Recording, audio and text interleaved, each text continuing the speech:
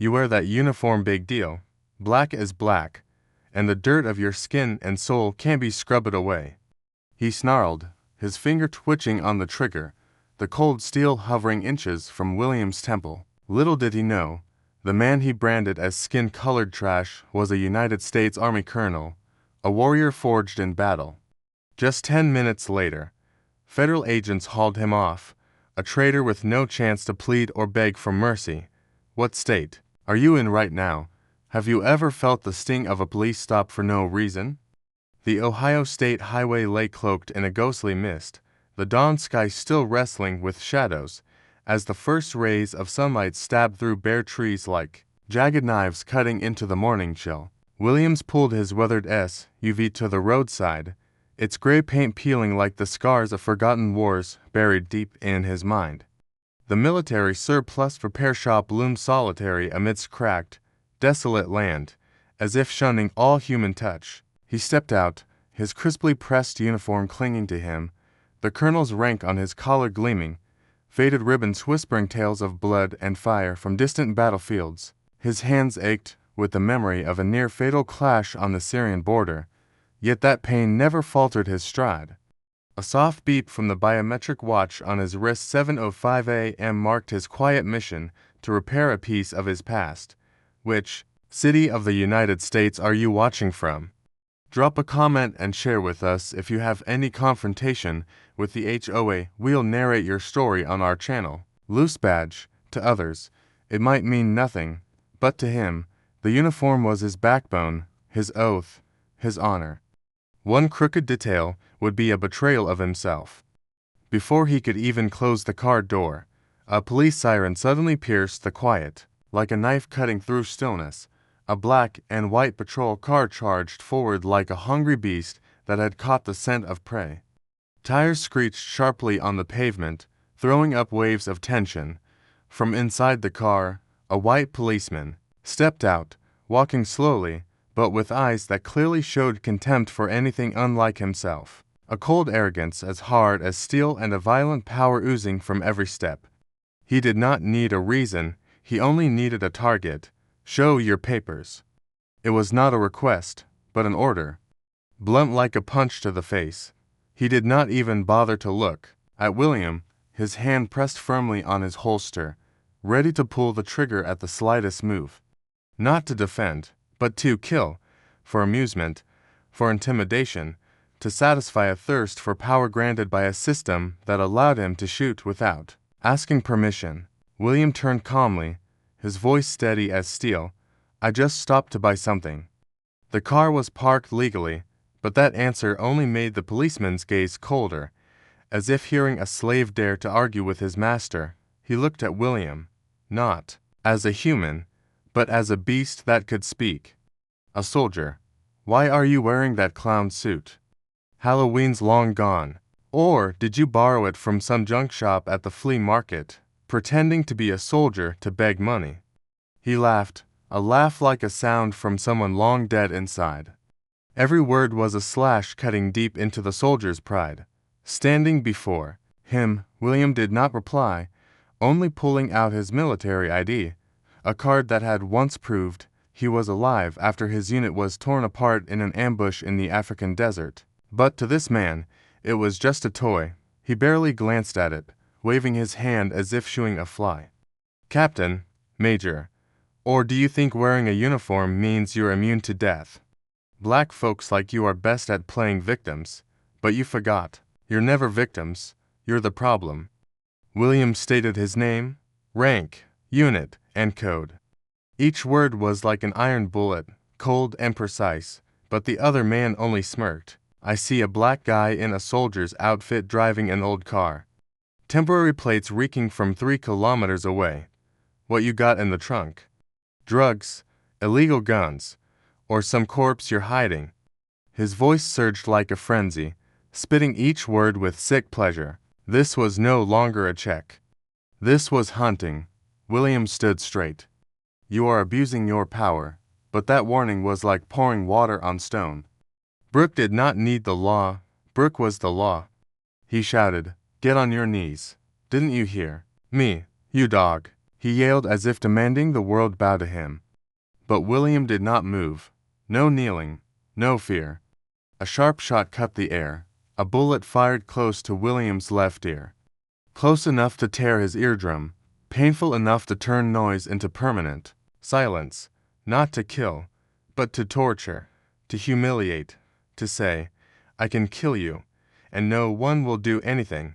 Blood flowed from William's ear, each drop ticking like a countdown to justice's silence. A child inside the shop screamed and then vanished. The glass door shut. No one came out. No one called because the shooter was a cop. And this was not the first time. Brooks still pointed his gun, his face expressionless, as if shooting a punching bag. He leaned close to William's ear, whispering like a nightmare. "I thought you'd cry. I like to hear cries. But you stand still. Interesting. But you'll kneel eventually." No sirens. No rapid response teams. A school bus passed by, slowed for a moment, then sped off. No one wanted to get involved. No one dared. In the heart of America, a black man in uniform, blood soaking his collar, was held at gunpoint by another, wearing the same uniform, only a different skin color. Suddenly, Brooks' radio crackled. "Unit 3, urgent signal from your position." "Verify immediately." He froze, eyes twitching. "You triggered an internal alert. You hacked the system. What the hell are you?" He hissed through clenched teeth, grabbing plastic handcuffs, hands trembling as if discovering prey that fought back. He yelled, "I'm searching your car. If I find anything suspicious, I'll deal with you right here, right now. No papers, no laws." But William still stood. No resistance, no pleading. He had seen war, but never hatred, wearing a human face, a uniform, and shielded by a silent system like this. Across the street, a child quietly raised a phone. The first photo was taken, and another battle began. No blood, no bullets, but it could shatter a machine long immune to conscience. William still stood there alone. The left ear is deaf, but his heart screamed, not from pain, but because the truth had been silenced long enough. Now it was time for it to be heard. The old SUV, its paint peeling off in patches like sunburned skin, was pushed backward by Brooke toward a barren patch of land beside an abandoned gas station.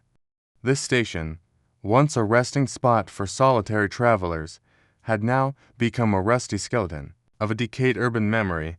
The gas station lay several hundred steps from the main road, where no engines roared and no people passed, only wind and sunlight remained. The sun rose high, scorching from above as if to burn away whatever humanity was left on Brooks' face. The light poured directly onto the cracked road surface, etching deep fissures like veins on the gaunt hand of a dying man. The dry earth swallowed the chaotic footsteps of two beings who were no longer peers. A fine layer of dust coated the hood, reflecting the harsh sunlight into a fake metallic glare that dazzled and stung the eyes like a cheap camouflage for the cruelty unfolding. William was forced to step backward, hands raised as if performing a ritual of mandatory surrender. Blood from his left ear had dried into a blotchy stain, clinging like the mark of a crime he did not commit. Rook followed closely behind him, the gun still aimed straight at William's back, his hand trembling not from fear, but from intoxication with power. His lips muttered disjointed phrases like a madman authorized in the name of the law, as if he were simultaneously judge, jury, and executioner, trapped in a body worn out by hatred. "Get down, face down, hands behind your head. Now, you bastard," he barked, his voice cracking like a tire exploding on the highway. Sudden, fierce, and with no way back.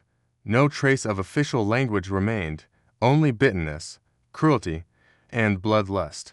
William scanned the empty area around him, clinging to a faint hope of finding life in this deathly silence, but there was no one, only a closed sign swaying in the wind as if mocking. The rusty gas pumps collapsed like relics of a once blinded civilization. William did not move, not out of resistance, but because his left ear now only heard a distorted whistle squeezed between two worlds, one real, one unreal. To him, sound was no longer communication, but shock and pain. He tried to read Brooke's lips, searching for any clue in the wide-open mouth, but all he saw was primitive raw hatred. No reason, no disguise. Brooke yanked his shoulder hard, slamming him mercilessly to the ground. The impact of his head against the cracked cement sounded like a death knell. Dust flew into his eyes, burning like acid. The smell of old gasoline clung deep in his throat, rising to his brain, evoking wartime memories. William wished to forget. Brooke pressed his knee onto William's back, not to restrain, but as if to crush something unworthy of existence. He violently pulled William's arms behind and locked them with plastic cuffs. A toy designed to break resistance. Each move was practiced, done countless times on countless people. People without weapons, without resistance. The only common thread, they were not his own skin color. William remained silent, unresisting. He had carried a heavy backpack weighing dozens of kilograms across Afghanistan's hills, had a bullet fragment lodged in his neck, yet still held his weapon steady. But never, not once, had he been treated like a stray dog in the very country he sacrificed his youth to protect.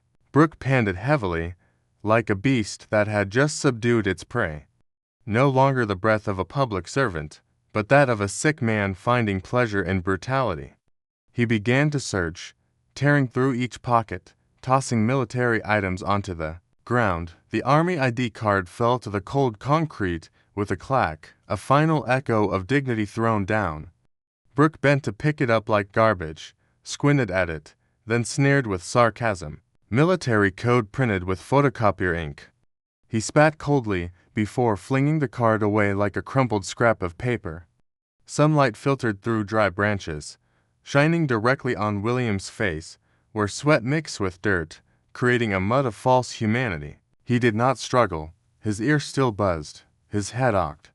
Yet in his eyes there was no fear, only suffocating silence. A steel-hard silence of a man treated like a criminal forbidden to plead innocence. A slight movement of his left wrist could send an emergency signal, but he did not. Not out of fear or foolishness, but because he waited, waiting for the truth to reveal itself. Waiting for the system to see itself in the mirror with no escape. Waiting for the murderer to unmask himself, without anyone exposing him. Brooke opened the car trunk, dragging out military bags, violently tearing zippers. He was not looking for evidence, but for reasons to oppress. The trunk held nothing but proper equipment, tactical gloves, operation maps, and a field medical kit. He tore the map in half, threw the gloves to the ground like he was discarding the truth. The more he failed to find what he wanted, the angrier he became. He did not want evidence, but a reason to accuse. A middle-aged man appeared across the street, wearing a brown jacket, standing silently behind a rusty mailbox, phone in hand, camera raised, trembling slightly. When Brooke turned around, the man stepped back but did not leave. He kept filming. Brooke seemed to notice the witness and howled like a mad dog. "What are you filming? Want to go to jail?" He grabbed his radio and shouted, "Unit 3, calling. Dispatch. Suspect civilian interference. Request backup. Establish a white zone immediately." William lay still, unmoving. The cameraman stayed put, neither approaching nor leaving, but the camera kept rolling. It captured a soldier unarmed, unresisting, forced to lie face down like a criminal, and no one intervened. No one stepped in. In William's mind appeared the image of his elderly mother, who once said, "Don't bow your head, because if you bow, they will take your soul too." He did not answer, but every breath he took now was a silent reply, unyielding and ruthless. Brooke slammed the trunk shut, kicked the tire as if mad for failing to find drugs or weapons to charge. He snapped photos of the scattered papers. William's blood, Brooke's shoes, and the small flag pinned on William's chest, crushed mercilessly. No objections. No one stopped him. The abandoned gas station remained silent. The closed sign kept flipping in the wind like a taunt. A child on a bicycle slowed down from afar, silently witnessing. The man holding the camera shook, either from fear or anger. It was unclear, but he did not stop. Brooke sat down, whispering coldly into William's ear. I know you can't hear. Good, you won't listen to lawyers, won't listen to anyone defending you. I don't need laws for people like you. William opened his eyes. Above, a streak of white clouds cut across the pale blue sky. He remembered fallen comrades, the medal ceremony in the rain, and his mother's cries when she thought he was dead. But now survival was not luck, it was a silent punishment. Brooke hurriedly took notes, not to record truth, but to legitimize lies. The cameraman pressed send. A military officer is being tortured by police on the street. Need witnesses. The first report of truth began with a click. William lay there, no groans, no closed eyes, but every breath he took was an accusation stronger than any gunshot. Existence itself was resistance. Existence itself was. The iron gate of the county police station screeched heavily like the sound of shackles from a dark era as Brooke's patrol car slowly rolled into the yard. That sound was no different from a declaration that someone, a human being, had just been taken to a place. Power needed no justification. The midday sunlight pierced through the chain-link fence, shining directly onto the cracked concrete parking lot, where every fissure on the ground resembled traces of past collisions. Not between vehicles, but between destines and the machinery of coercion. Inside the backseat compartment, William sat upright, his hands cuffed behind his back, his neck slightly tilted to the left from imbalance. Blood from his left ear continued to seep through his collar, leaving a dark brown streak down the edge of his uniform, drying, but still aching. He was accustomed to physical pain, but not to this kind of silence. The bulletproof window with its reflective film turned the interior into a terrifying soundproof chamber, a legal torture box where the truth was strangled in silence and bias. Sounds from outside were only faint vibrations now, all seemingly sucked away, leaving behind a thick void of suspicion and obscurity. William did not speak. He did not scream. He did not demand anything. He closed his eyes slightly, not because he was tired, but to stay alert. The last thing they could not take from him unless they shattered his dignity first. He knew in this system, whoever spoke first was the weaker party. His silence was in a way the last scream of his dignity. Brooke opened the duty office door, striding like a predator who had just caught an unfamiliar prey. His jacket still had dirt stains. The cuff was torn and his hair was sweat-soaked. His eyes showed clear excitement and disdain, the feelings of someone who believed he had just sniffed out guilt beneath black skin. He threw a thin file onto the desk like tossing evidence. His face crumpled with a mix of frustration and triumph. Suspicious black guy wearing a soldier's uniform. Fake colonel rank holding a badge with a code that looks like a bluff. Check the state system. No matching data. The duty room was empty except for two on-shift officers. Randy, a short bald man with eyes hardened like an old worn notebook, used to lies, opened the file without looking up and asked, what did he bring? Military ID, badge, operational map, some biometric watch thing. Those fakes are very sophisticated, Brooke replied quickly, removing his gloves and tossing them onto the table, acting as if he had just dealt with a screaming addict on the street. Randy exhaled smoke through his teeth. He sighed deeply as if contemplating how to handle this skin color case. Maybe he's inside the Mexican cartel. Lately, they have hired real soldiers as cover. Some memorize military verification codes like a breeze. Unemployed soldiers back home are easy to lure, a pile of money and they sell their honor. Brooke nodded, gulped water, then set the glass down with a clack. I can tell just by looking at him, the way he stands straight, stares without blinking, just acting. His eyes lack soldier essence. There's something fake. From the blood up behind the glass, a young officer changing shifts asked, is he resisting? Brooke sneered. No, that's what's worrying. No begging for mercy. No questions asked, no shouting. Just silence. Those are the dangerous ones. like special forces gone rogue or mercenaries sneaking back home. But he did not mention that he had shot close to William's ear. He did not talk about the blood, the lack of inspection orders, or the reason for the search. He cut out important parts like dozens of old reports he had twisted with a mere frown and 2 words: suspicious. Outside, the patrol car sat motionless under the sun. Its faded paint reflected light like the carcass of a skinned beast. Inside, William remained handcuffed. The pulse at his temple throbbed steadily. His right ear began to buzz softly. His body seemed programmed not to collapse, but dizziness crept in slowly. He did not know the time and heard nothing except the beating of his own heart. Suddenly, the car door opened. Brooke appeared again, his face no longer triumphant, but half suspicious, half challenging. One hand held a plastic bag containing William's wallet and phone. "Cooperate to save time. If you're real, the system will prove it," Brooke said calmly, as if speaking to a hostage. The way he said, "if you're real," implied William's true nature was something to be proven, while doubt was the default. William did not respond. His gaze was cold and silent like steel. No one looks directly at their captor if they still hope for fair treatment. Brooke sat in the driver's seat, placing William's finger on the fingerprint sensor to unlock the phone. The screen lit up almost immediately. A message appeared below. "Device linked to the Department of Defense. Internal security code activated." Brooke frowned and swiped quickly. The screen displayed a string of data: schedule, rank code, travel maps, and a photo from an internal meeting at Fort Bragg Base.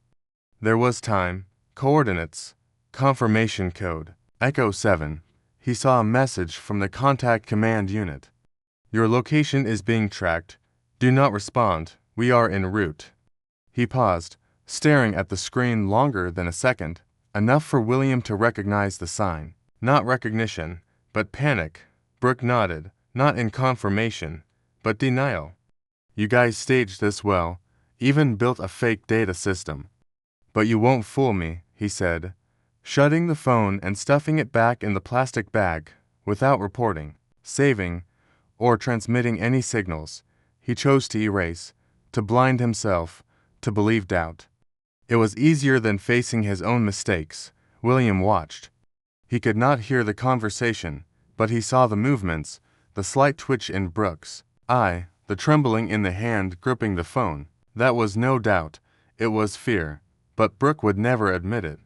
He would rather lock William up for a week than admit he was wrong just because William was a black man in uniform. Brooke stood, wrote on the inventory sheet, "Suspect's phone. Under inspection. A vague sentence is enough to detain someone without legal grounds." He slammed the car door, his voice rough and deliberate. "We'll keep you longer until we find out who's behind you." William did not turn his head or answer. His eyes looked into the rearview mirror, reflecting the sign hanging on the office wall. Service, protection, justice. Those 3 words now felt like a cynical epitaph carved into a tombstone. The 3rd floor of the North Carolina Military Command Center began a day like any other. The operation room lights remained on from the early morning shift. Control panels operated smoothly, and the technical officers calmly monitored the satellite signal grid with familiar composure. The main screen displayed the nationwide communication grid where blue nodes continuously updated from armored vehicle frequencies in Arizona to radiation levels at a naval station off Norfolk, the local vehicle frequencies in Arizona to radiation levels at a naval station off Norfolk. Everything ran on schedule, cyclically, precisely, until the internal alarm bell rang 3 times. Short and urgent. Alert Echo 7. Emergency Code 1. Timestamp 746 That sound sliced through the calm like a knife. In less than 3 seconds, the entire room changed state.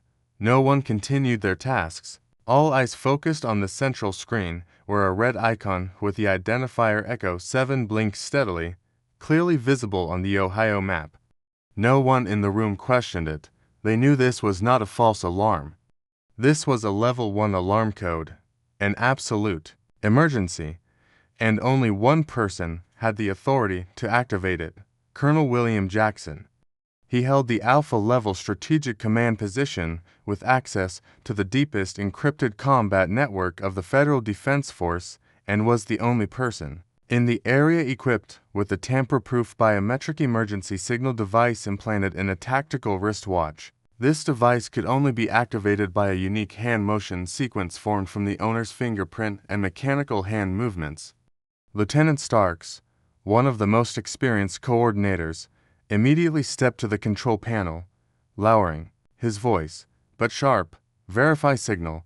The technician responsible for the monitoring station did not look up, eyes fixed on the scrolling code. Signal valid, no frequency overlap, no simulation, genuine code, correct original biometrics. No one added anything. Starks nodded once, then turned and left the operations room. He hurried up to the 4th floor, the Strategic Command Center. Each step echoed on the metal floor like a warning drum through the building. A Level 1 alarm required no further clearance. It equaled a hostage situation for senior national security personnel. In the system's 17 years of operation, this was the first time it had ever been activated. In the strategy room, Colonel Lucius Hammond, who directed all federal special task forces in the East, was meeting with domestic intelligence representatives when he received the information. He held an untouched cup of coffee, the screen in front still showing a map of the Canadian border approach. When the Echo 7 signal appeared, he did not need to ask question. Lucius glanced at the screen, then stood up. His voice was low, but as certain as a gun being cocked. "Echo 7 is William. He just activated the Level 1 code." A young officer next to him blurted out, "Could the device have been triggered by mistake?" Lucius turned with eyes sharp as a cold blade. "Impossible. That device is biometrically encoded, only activating if the wearer is alive, conscious, and performing an uncopyable hand motion sequence. If that signal was sent, it means there is a weapon pressed to William's head, and he is choosing the only way to alert us." A second of silence fell over the room, not panic, but synchronization. Then a series of simultaneous actions occurred. Steel doors closed and electronic panels switched to emergency response mode. Keyboards echoed with continuous command sequences. The system opened the National Tactical Response Channel. Satellite data was retrieved by coordinates. The Rapid Response Agent Team was alerted. There was no time for diplomatic calls or permission from the Department of Justice. 3 light-armored SUVs left the base within 4 minutes, each carrying to Alpha-level agents. Surveillance drones took off from the base roof, flying straight toward the Ohio signal. Within an 8-mile radius of the encoded coordinates, all traffic cameras were taken over.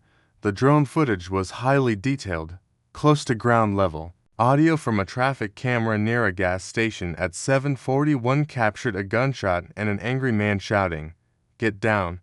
Face down. Who do you think you are?" Thermal sensor analysis from the drone showed the people in the gray SUV, one sitting still, one moving around the local patrol car. No ambulances, no security zone signs. There was no legal or tactical reason to keep someone like William in such a situation. In the command room, Lucius stood before the analysis screen. William's personal profile appeared beside it, a portrait, in uniform, eyes deep and alert with the description, 12 Alpha missions, no blemishes on record. Head of Eastern Strategic Security, fully trusted.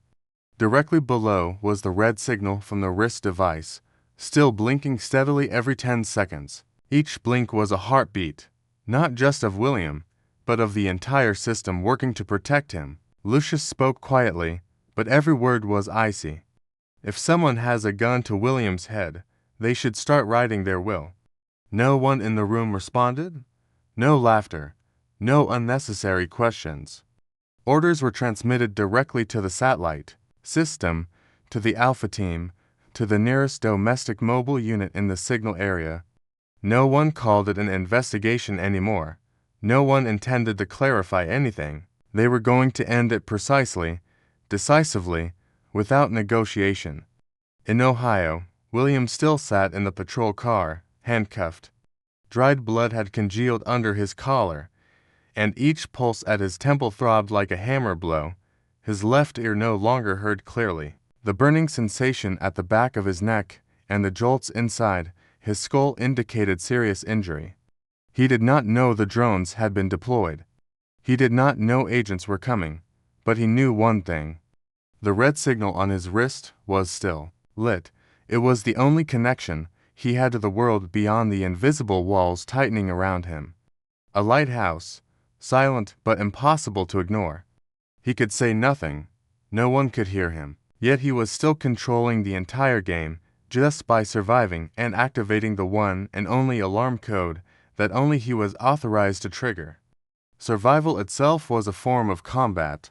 William understood this well, and he had fought his entire life in silence that no one wanted to hear.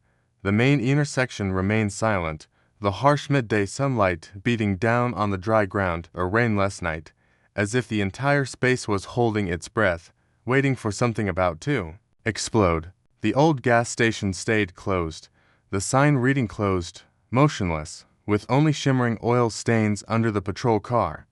Inside the vehicle, William sat leaning against the back seat, his wrists still cuffed behind him, dried blood from his left ear staining his collar, his eyes showing no anger or panic, only a quiet alertness and a strangely calm composure. His left ear had completely lost hearing, while the right ear caught only faint sounds, as if heard through a wall of water. He did not know how long he had been held, but he understood the most important thing. The biometric watch was still blinking steadily, and they were coming. A sudden strong wind swept by, carrying dust and dry leaves across the road like a sign of change. Then the ground seemed to split as 3 black SUVs without license plates appeared from the northern turn. There were no brakes, no sirens, just the sound of tires rolling evenly on the pavement. Next came the 4th, then the 5th vehicle, closing a V-shaped formation, blocking directly in front of the patrol car and the exit to the highway. All engines stopped simultaneously. The silence that followed was not emptiness, but the weight of a force no one dared to underestimate. Brooke sat at a temporary table on the gas station porch, chewing on a sandwich and writing by hand in a file. He squinted because the sunlight reflected off the car glass was blinding him. Before he could stand, the doors of the 3 SUVs opened simultaneously. 6 men in dark gray suits stepped out, synchronized and decisive, agent badges hanging from their chests, left hands holding badges, right hands relaxed but ready to draw a weapon. Not a word was wasted, not a single step faltered. Each movement carried the weight of a system operating without explanation. Brooke sprang up, instinctively reaching for his gun, but did not draw it before an agent approached, holding up his badge in front of him, voice steady and cold. "Federal Security Agency, lower your weapons." The command was neither loud nor angry, but left absolutely no room for choice. Brooke hesitated, stepped back half a pace, his mouth starting to stammer. "Wait, what is this about? I am a local police officer. I am on duty." "That man is a suspect impersonating the military." "Suspected of smuggling." No one answered. Another agent from the 4th vehicle stepped down, tall, dark-skinned, face sharp, as if cut by a steel ruler. He did not look at Brooke once. He walked straight to the patrol car, opened the rear door, bent down, neatly cut the plastic handcuffs, and lifted William out with both hands. Their eyes met for exactly 1 second. William nodded slightly. There was no thanks, because among those who truly understand each other, gratitude is unnecessary. William stood straight, unassisted, steady. His posture revealed no wound, only a backbone that could not be bent. Brooke froze. He stammered, "Wait a minute. What are you doing?" "You are arresting the wrong person." He did not finish as the other agents closed in from both sides. One ordered, "Put down your weapon. Face the car. Raise your hands." Brooke jumped back, voice trembling. "You have no right." A final command cut him off. "Hands up now." The sound of handcuffs clicking echoed as he was forced down, face pressed onto the patrol car hood, wrists locked with specialized cuffs. He struggled. Wait, I have rights. He is the suspect. I have a report. But none of them cared. William stood a few steps away, neither advancing nor taking his eyes off the horizon. He did not need to say anything. The presence of the federal agents was answer enough. The lead agent approached Brooke, voice firm as if closing a verdict. We are not here for him, we are here for you. Those words, without any harshness, hit like a boulder, shattering the control Brooke once held.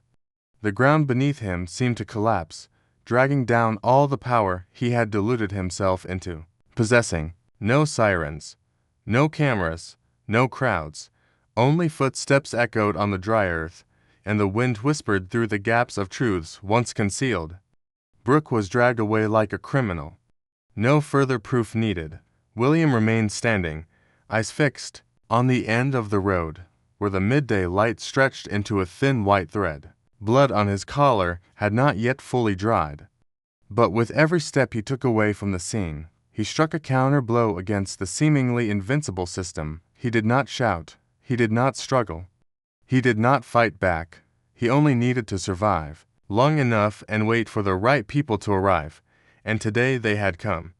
The small pale yellow house lay, hidden at the quiet end of the street, less than 300 meters from the intersection where the incident happened. From the second floor, through the window facing the gas station, Na, a 13-year-old girl with naturally curly hair and red-framed glasses, had already placed her iPad on her lap and recorded the entire 8-minute video without anyone knowing. She did not take her eyes off the screen, did not interrupt with any sounds, and did not shake her hands. What she captured was not just images, but evidence. From the moment William had a gun pointed at his head, kneeling on the ground to when a convoy of black SUVs without license plates approached and handcuffed the very police officer who had just shot him. No fast-forwarding, no effects, everything appeared exactly as it had happened. Raw, rough, but undone. She watched that video at least 10 times. Each time the gunshot scene appeared, she held her breath. The sound penetrated through the window glass like the first cut into the seemingly peaceful world she had lived in for 13 years without doubt. The scene of William collapsing to the ground, blood flowing from his ear down his collar. The scene of the police officer searching his car as if looking for a reason to justify the crime it was committed. Then the 6 agents stepped out of the cars. No yelling, no need to draw guns, just standing there. The atmosphere shifted. The gravity of justice spun back on its true axis. The girl kept everything on a device unnoticed by anyone because no one thought a child would be the only one to see the whole truth. When Na's mother entered, she froze at the door, arms holding a pile of half-folded clothes. Her eyes met the frame, showing the exact moment William was forced face down on the road, blood staining his collar. She exhaled audibly, her voice. What is that, child? Did you record this? Na just nodded, not taking her eyes off the screen. I heard shouting this morning. Thought someone was fighting. I set the iPad by the window and started recording. Her mother stepped forward and lightly pulled the iPad from her daughter's hands. She watched halfway through, her face turning pale, her hand pressed against her forehead. God, if anyone knew you recorded this, they would come after us. They won't leave us alone. But Na lifted her head, her gaze steady and unafraid. If I didn't record, then who would know what happened to him? No one would know. No one would believe. Her mother wanted to delete the video, but Na snatched the device back firmly, her voice like stone. You must not delete it. This is evidence. He is not a bad person. I'm sure. That evening, Nina did not come down to eat. She stayed in her room, the desk lamp dimly lit, the window slightly ajar. She extracted a copy of the video and sent it to her close friends, one by one via a messaging app.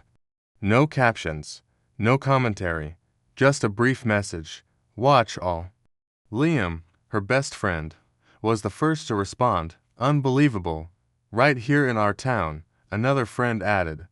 Near my house, I saw some black cars pass. By this morning, within less than an hour, 12 Grover High School students had watched the video. No one posted it publicly, but all shared it with trusted people. By the next morning, the school parent group chat began to flood with notifications. One mother wrote, "My son showed me this video. Is this true?"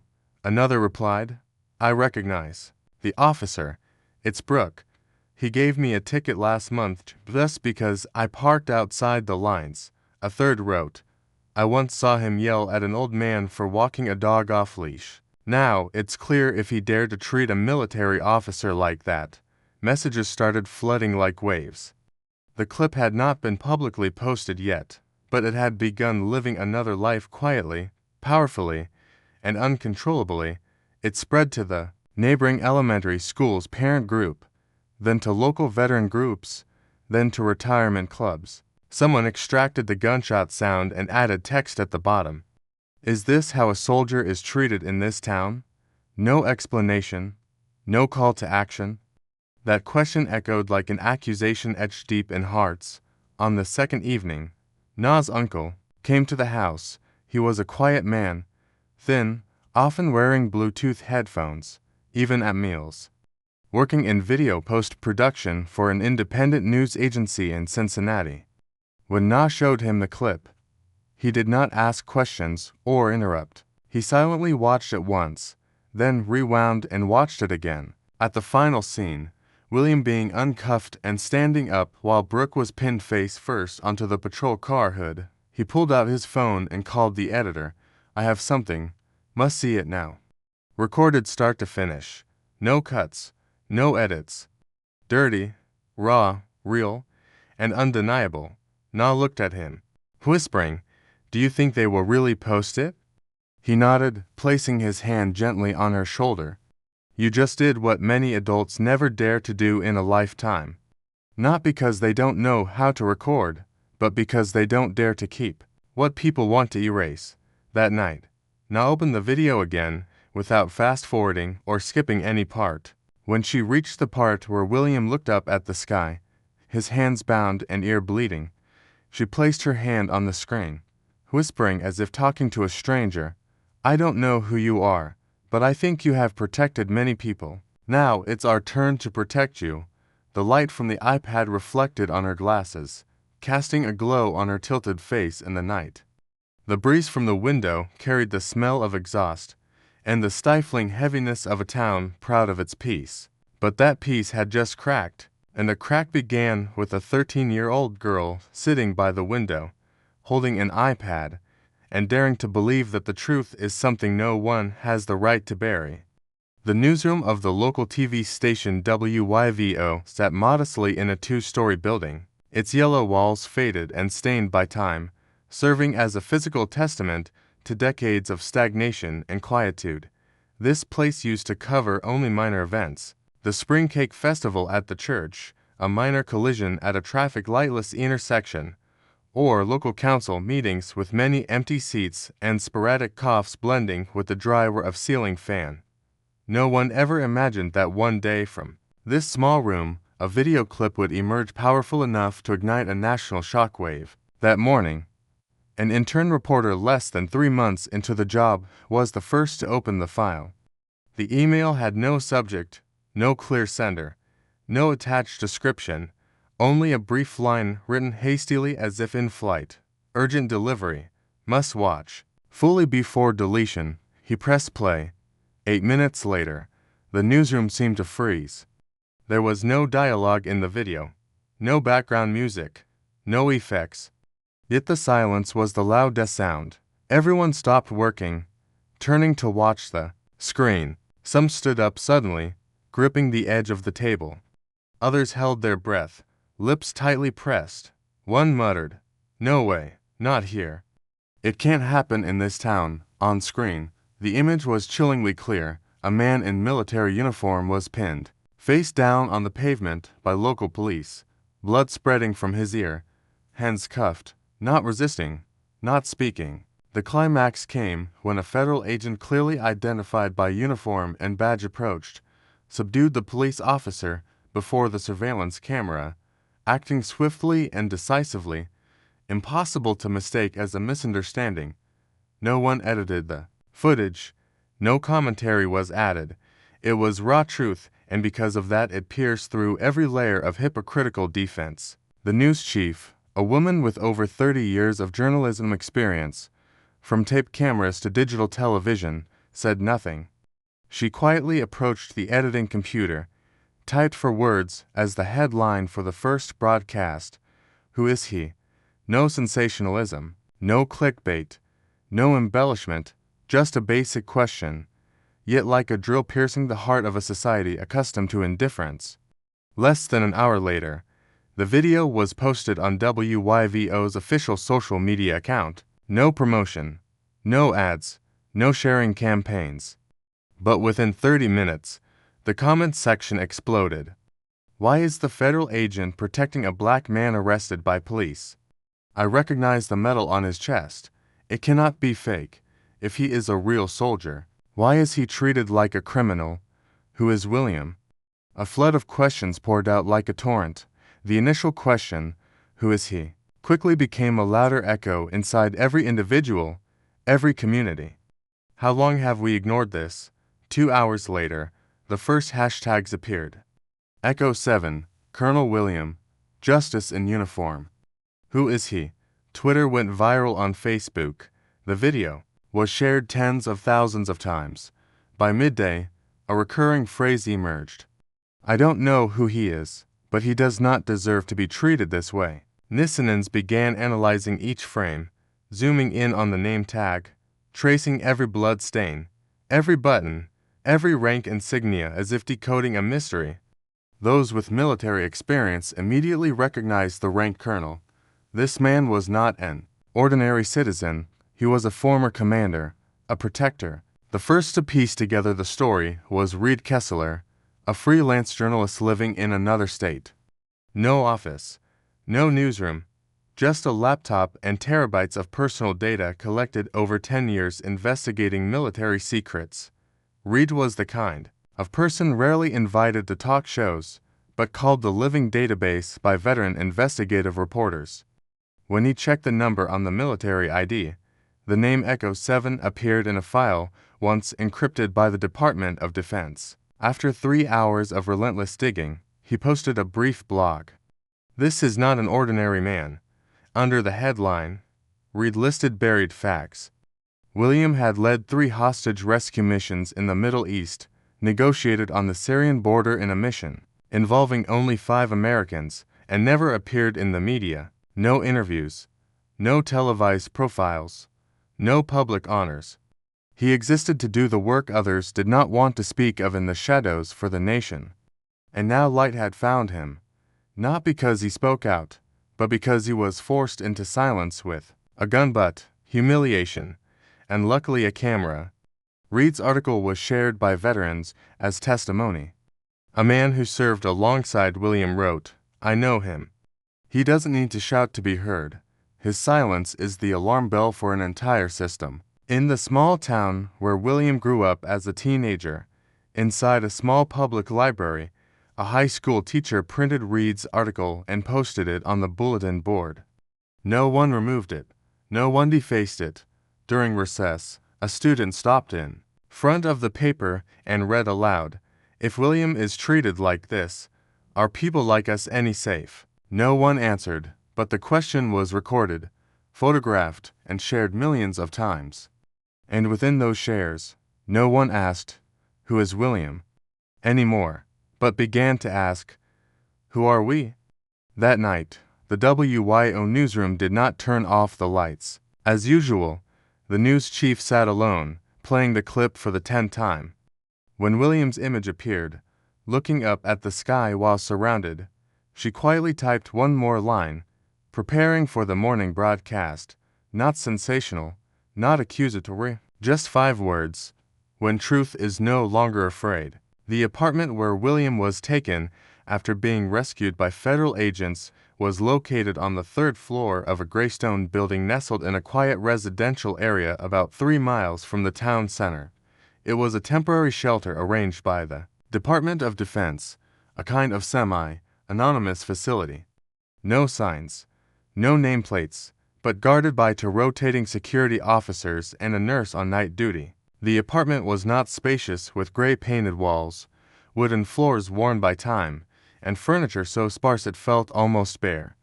There were no family photos, no books, no paintings, nothing to suggest that a person had ever lived there. Apart from a returned military bag, William carried nothing with him. On the windowsill sat a small cactus, its owner, and no one dared to ask. William did not turn on the television, did not listen to the radio, did not use the internet, and did not make phone calls longer than 5 minutes. He lived like someone gradually disappearing, not out of avoidance, but because he knew clearly that every word could now be distorted, and when language loses its power as a weapon, silence becomes the last refuge. His left ear was completely deaf, and his right ear could only receive high-pitched, distorted, and intermittent signals like messages from a distant world. The doctors tried to explain many times about the possibility of central nervous system damage, the recovery time, and upcoming experimental treatments, but William only nodded. No questions, no angry or confused expression. Each time he sat through the diagnosis, people saw not exhaustion in his eyes, but a land so bombed out that there was no room left to sow more pain. He was not angry, he was just fading away. Meanwhile, outside that apartment door, the media began to swarm. From early the next morning, after the incident spread, television stations big and small all sent reporters. They set up tents, ran electrical cables, and pointed microphones at the third-floor window as if trying to hear a wailing soul. They recreated the scene, reconstructed camera angles, and dubbed newsreader voices onto every moment of the viral clip, but no one saw William. No statements, no waves, no steps outside. He became an empty shadow. The more silent he was, the more society listened. On the evening of the third day, when the wave of online outrage started to thin and the heated hashtags turned into doubts, was he really harmed? Why hasn't he said anything? William opened his phone. He went to a little-known personal page, an old account with fewer than 2,000 followers, mostly comrades and a few former soldiers. No profile picture, no status updates. There he posted a single line, 9 words, "No one shot me, but I can't hear anything anymore." No caption, no hashtags, no emotion. A short, nearly indifferent sentence. But precisely because of that, it became a lead weight dropped into the heart of the fading anger, causing the surface to explode again. In less than an hour, that status was shared hundreds of thousands of times. A writer said, "If someone like him can still be made mute and deaf in broad daylight, how used to darkness have we become?" An independent journalist commented, "The scariest thing is not the gunfire, but the silence it leaves behind." William's words were printed on banners, stuck on glass doors, hung in libraries, and displayed on electronic billboards along highways. A man who said nothing forced an entire nation to speak out. That night, the organization United Veterans launched a fundraising page called Sound Back for William. They set a goal of $25,000 USD for hearing aid equipment and 6 months of rehabilitation treatment. But in less than 12 hours, over $400,000 USD had been donated. An anonymous elderly woman sent $20 with a message. "I was silenced during the war just because I was a woman. Today, I want to send my voice to you."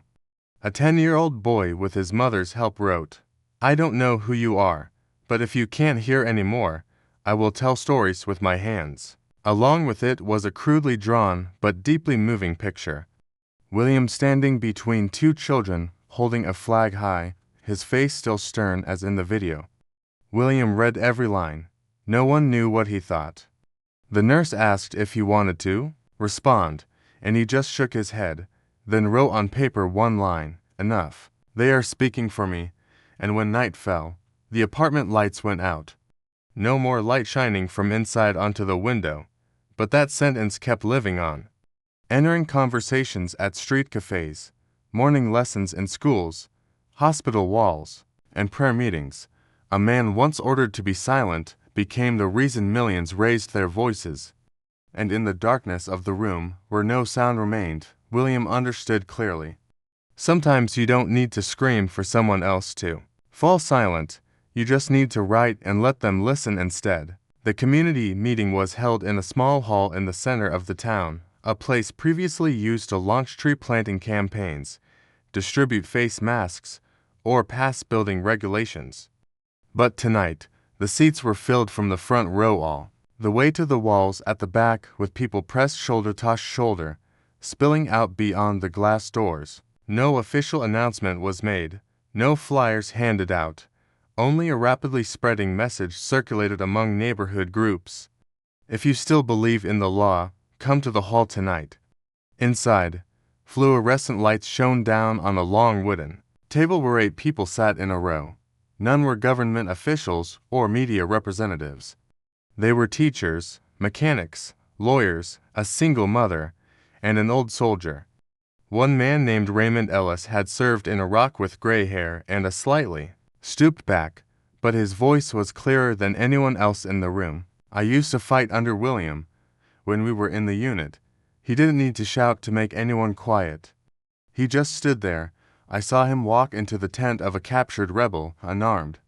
3 minutes later, the guy confessed everything, not out of fear, but respect, because he looked straight at people and never looked down on anyone. Even the entire room fell silent. Then applause erupted. First from a few people, then from the whole audience. A young man stood up in the left corner, gripping the microphone with shaking hands. I was caught by Brooke last year. I was driving late and my license plate was slightly obscured by mud. He shone a light in my face and asked, "Do you know who drives the cars of white people?" I filed a complaint, but the case was dismissed. No one believed me. The woman beside him squeezed his arm lightly, silent, but nodding repeatedly from the back of the room. A middle-aged white man stepped forward, wearing a gray shirt. "I don't know, William, but if an officer like that can still be treated like trash, maybe I should reconsider how I have been silent." Outside, a video clip made by an independent YouTuber named Maran was rapidly climbing the national trending list. The title was simple: Police Officers and the Right to Live Like Humans. Maran didn't add a voiceover. He edited together footage of Nena's video, followed by a series of scenes from controversial police shootings over the past 10 years. Each frame displayed a name: a black father shot while running, a teenager held in a chokehold for selling loose cigarettes, an elderly woman knocked down at a protest. Finally, there was an image of William standing still, blood running from his ear down his neck, eyes looking up to the sky. The caption read, "We have grown so used to the screams that silence itself becomes an indictment." The next morning, a state-level politician known for his conservative stance unexpectedly appeared at a press conference. He didn't speak at length or avoid the issue. He said only one sentence before stepping down from the podium: "When the military has to save people from the police, this country needs to rethink itself." That statement was quoted across newspapers, social media, and billboards. Some criticized it as too late. Some mocked it as insincere, but no one denied that it hit the core that society had always avoided confronting. That evening, an anonymous website suddenly appeared, listing the names of those who had filed complaints against Brooke over the past 6 years. Most had never been acknowledged. More than half were rejected for investigation, but now they began to speak out. Some used real names, others nicknames, but the stories were eerily similar. A student recounted a night he was pulled from his car for not looking police in the eye. A mother was arrested for shopping after curfew when no such rule existed. A middle-aged man lost his job after his photo was circulated with the label "hostile to law enforcement," though he only asked to remain silent. These scattered stories, like broken shards of glass, suddenly formed a coherent picture. Not accidents, not rash acts, a pattern, a system, a habit of punishing those who differ by branding them a security threat. And when all those pieces pointed to one place, people stopped asking who William was. They began to ask, how long have we let this happen? William did not appear at any events. He continued living quietly in his apartment, making no further statements. But he didn't need to speak because, for the first time, the silence forced upon him became what made the whole town and the entire country raise their voices. And within that silence, a conversation had begun. Not from the top down, but from those who had been forgotten the longest. The 13th floor of the Federal Bureau of Investigation, headquarters in Washington, D.C., was a sealed meeting room with glass walls overlooking a gloomy early morning sky.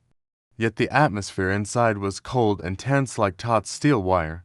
There was no fatigue, no sighs, only a file so thick it was overwhelming, resting on the table as heavy as an indictment drawn from the marrow of a system that once protected monsters. On the cover was clearly written, Jack Brooke, charges of civil rights violations, armed abuse of power, unlawful detention, falsification of records.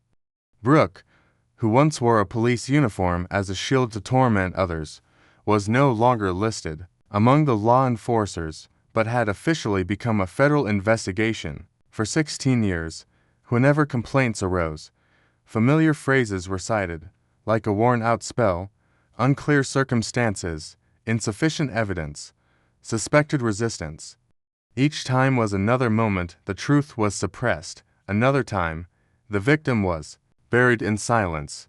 But this time was different. This time there was a video showing Brooke pressing a gun to the head of a defenseless person. This time there was a witness who was neither threatened, bribed, nor silenced. Above all, this time the system had no way to turn back. Brooke had been a shadow lurking within legal provisions, a rotten power disguised as justice to torture, fabricate evidence, suppress, and turn crimes into administrative procedures. In his hands, the law was not to protect citizens, but to legitimize oppression. He not only crossed boundaries, he destroyed them, then spat on them. Under the guise of performing official duties, Brooke caused dozens of illegal arrests, arbitrary assaults, and erased all opposition by covering up, fabricating, or distorting entire investigation records. His victims were not only people of color, immigrants, or veterans, but anyone who dared to say no. And throughout those 16 years, each time he acted, there was a cowardly, compromising system standing behind, shielding him. Now that was over. William, the only one who was not silenced, received a summons to provide testimony from federal agents on the 11th afternoon after the event. A polite invitation with full rights, but he did not need it. He did not need anyone to guide the truth. Instead of responding through official procedures, he sent a fax as cold and firm as a nailed message. I will say no more. The truth is clear. That was not a refusal to cooperate. It was an uncompromising declaration. The Bureau tried again through the veteran organization. No success. William did not need to shout or get angry because his silence was the heaviest accusation against a system that once protected the criminal hiding behind a police badge. When the press began to swarm everywhere, hunting for news, offering huge rewards and prime-time slots, every invitation was ignored by William. He knew well that he did not need to play the role of a pitiful victim, nor tell a sad story. His military past had taught him that sometimes the truth does not need to be shouted. It only needs to exist. On the 12th day, William appeared without warning, without a secretary, without a bodyguard. The plastic handcuff mark was still visible on his wrist, a trace of an act that Brooke once called a safety procedure. He walked straight to the reporters, faced the cameras, calm and composed, and said only one sentence, not the first time, but maybe the last. That sentence carried no bitterness, no pity, but like a blade cutting the distance between justice and falsehood in two. The 8-second video spread like wildfire across a dry field. No effects, no reenactment. People watched, shared, and fell silent. A soldier with a gun pressed to his head by Brooke showed no hatred, no curses, and only spoke exactly 8 words. And viewers understood that this was not just a statement. It was the sharpest indictment against a man who used the law to commit crime. The Bureau added the clip to the file, compared it with other cases Brooke had handled, and the truth emerged like blood soaking through white cloth. A recurring mafia-style pattern, repeated with the same traces, the same tone, the same evasion of responsibility. No one dared to use the phrase misunderstood during official duty anymore. No more complications. A prosecutor loudly stated during an internal meeting, "This is intentional violence. This is a crime disguised as police. This is a system protecting criminals." 3 days later, Brooke's file was submitted to the federal court. No words of defense. No line saying lack of evidence needs further verification or suspected resistance. Every detail once dismissed as complications became the basis for prosecution. Every strike, every threat, every falsified record, all lined up. William, who did not write books, did not give statements, did not need loudspeakers, became a symbol of timely silence. His 8-second clip was included in high school textbooks. It was no longer a video. It was a declaration of a generation that was underestimated, marginalized, labeled as troublemakers, just for demanding what was right. And it was also the end for those who once thought the law was a cloak to hide violence. Thus, the dissemination phase ended. No one needed to interpret it. No one called it complications anymore, because this time the truth stepped out of the shadows with a face, a voice, and a mark that would never fade. Interrogation room number 4 was deep within the corridor of a federal building with soundproof walls so thick that every footstep, the closing of doors, or even a soft cough, was swallowed by layers of cold bricks. No one except the officer in charge knew that inside that room on that morning, one of the most important testimony sessions of the year was taking place. The metal door bore only a dry code, no nameplate, no warning sign, and nothing to indicate that inside sat a man who had just endured a social earthquake known nationwide. Writing his account line by hand because he could no longer hear any sound, William sat upright, his elbows lightly resting on the cold stainless steel table, both hands neatly placed as if preparing to hold himself accountable before a line of former comrades. In front of him was a white magnetic writing board next to a set of thick-tipped specialized markers. Opposite him was the lead investigator, a middle-aged woman with short brown hair, thin silver-rimmed glasses, and a gaze both sharp and calm, like someone accustomed to facing the cunning of false testimonies. But she said nothing. No one spoke. All communication happened through writing, a necessary choice after William lost complete hearing in his left ear and could barely hear from the right. The silence did not bother him, he was used to it. On the battlefield, sometimes a small noise was the line between life and death. Now silence was one of the rare safe places where truth could be written without distortion. William began to write. His handwriting was slow, steady, without extra words, no complaints, no accusations. I stopped the vehicle at the supply store to fix a minor detail on my ceremonial uniform. Before leaving the vehicle, a local police car blocked the front. A man claiming to be a Brooke police officer requested an inspection. I presented my military ID, which he refused to verify, accusing me of forgery. Then he drew his gun and fired a warning shot. I did not move. The sound exploded near my ear. I immediately lost hearing in my left ear. He did not write about the pain or use any emotional descriptions. He recorded actions and consequences as if it were a post-war report. But when he looked up at the investigator, his eyes were not indifferent. They were restrained enough to make one understand that what he did not write was the most important. She nodded and handed him a new sheet with a brief question. "Did he take you to the station?" William bent down again to the board and wrote. "He searched my vehicle without a warrant. He threw my papers on the ground. He handcuffed me with plastic ties and locked me in the patrol car for nearly 3 hours. No medical support.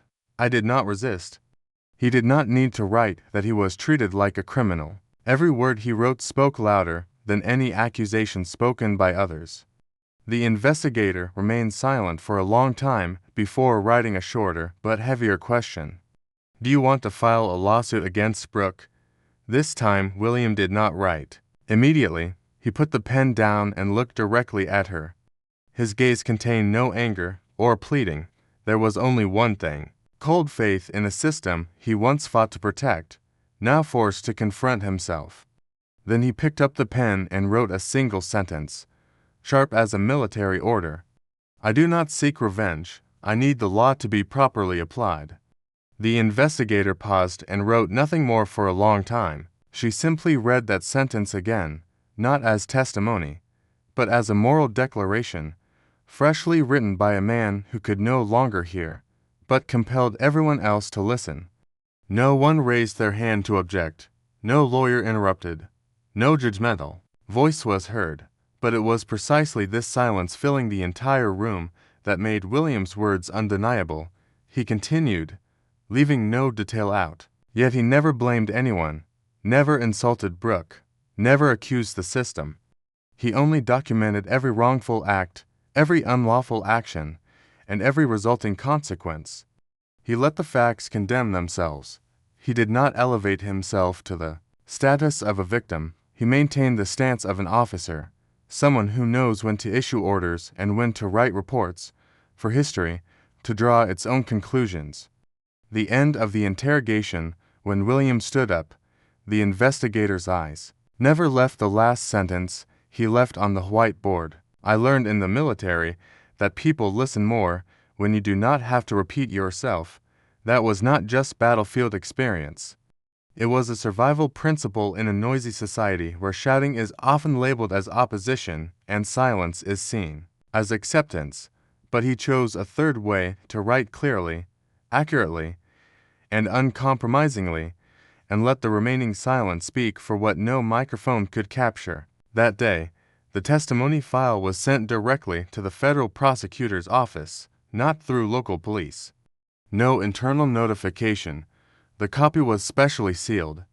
On the file cover, the investigator personally added a black ink note right under the name William Jackson, officer with hearing loss. Not without justice. No one heard William's voice that day, but the entire system had to read his words, word by word.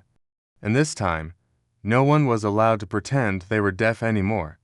In the Internal Affairs office on the 5th floor of the West Administrative Building, the lights shone harshly until 3 a.m., as if the stacks of files on the desks were demanding to be read again.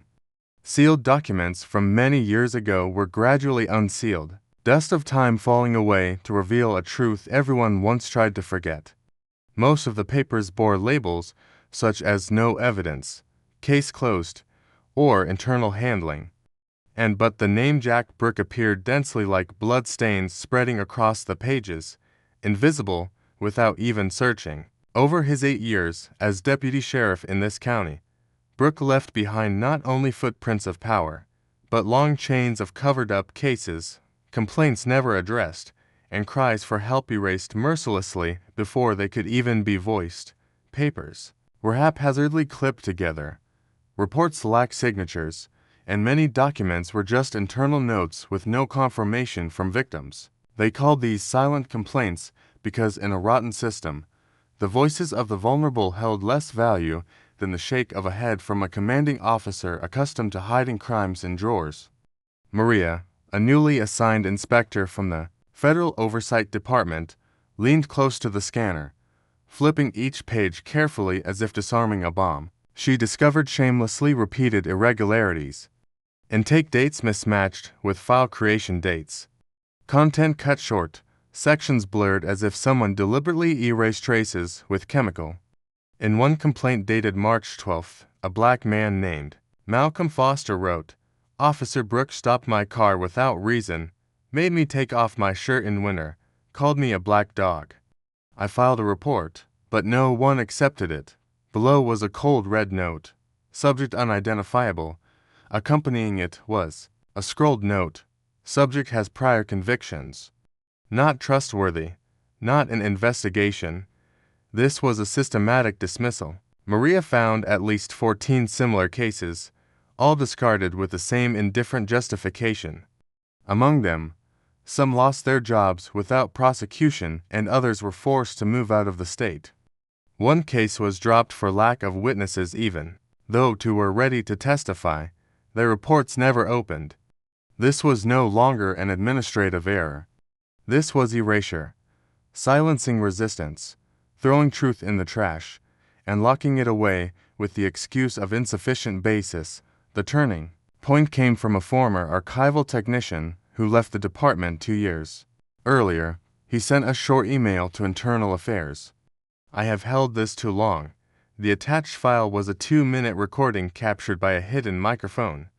Brooks' voice was clear, unhesitating, unhidden, speaking on the phone in the police station's break room. "That guy's not human. He's skin-wrapped trash. Are you trying to teach dogs to walk onto legs? They were born to knee." Each word was a slash, exposing the true face of a man once called officer, but in reality, a blatant racist, acting as if he had the right to trample human dignity with no consequences. The recording was immediately forwarded to the federal attorney's office monitoring the Brooke case. An emergency meeting was convened that very night, attended by representatives from the Department of Justice and special civil rights investigators. Fragments of truth once suppressed, scattered across old cases, began to piece together.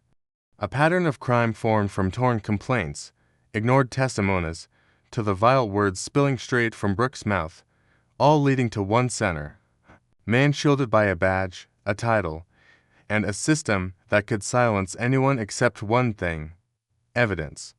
The federal attorney declared bluntly, "This is not a question of power abuse.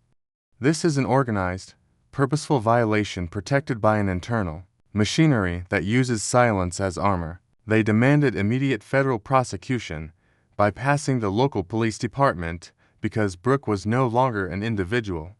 He was a living symbol of decay, another name for the fear hundreds of victims swallowed in silence, and it was William, a man who never shouted or protested, who shattered that shadow with a single statement in 8 seconds without background noise. When the audio leak reached the media, public patience ran out. A wave of outrage surged fiercely.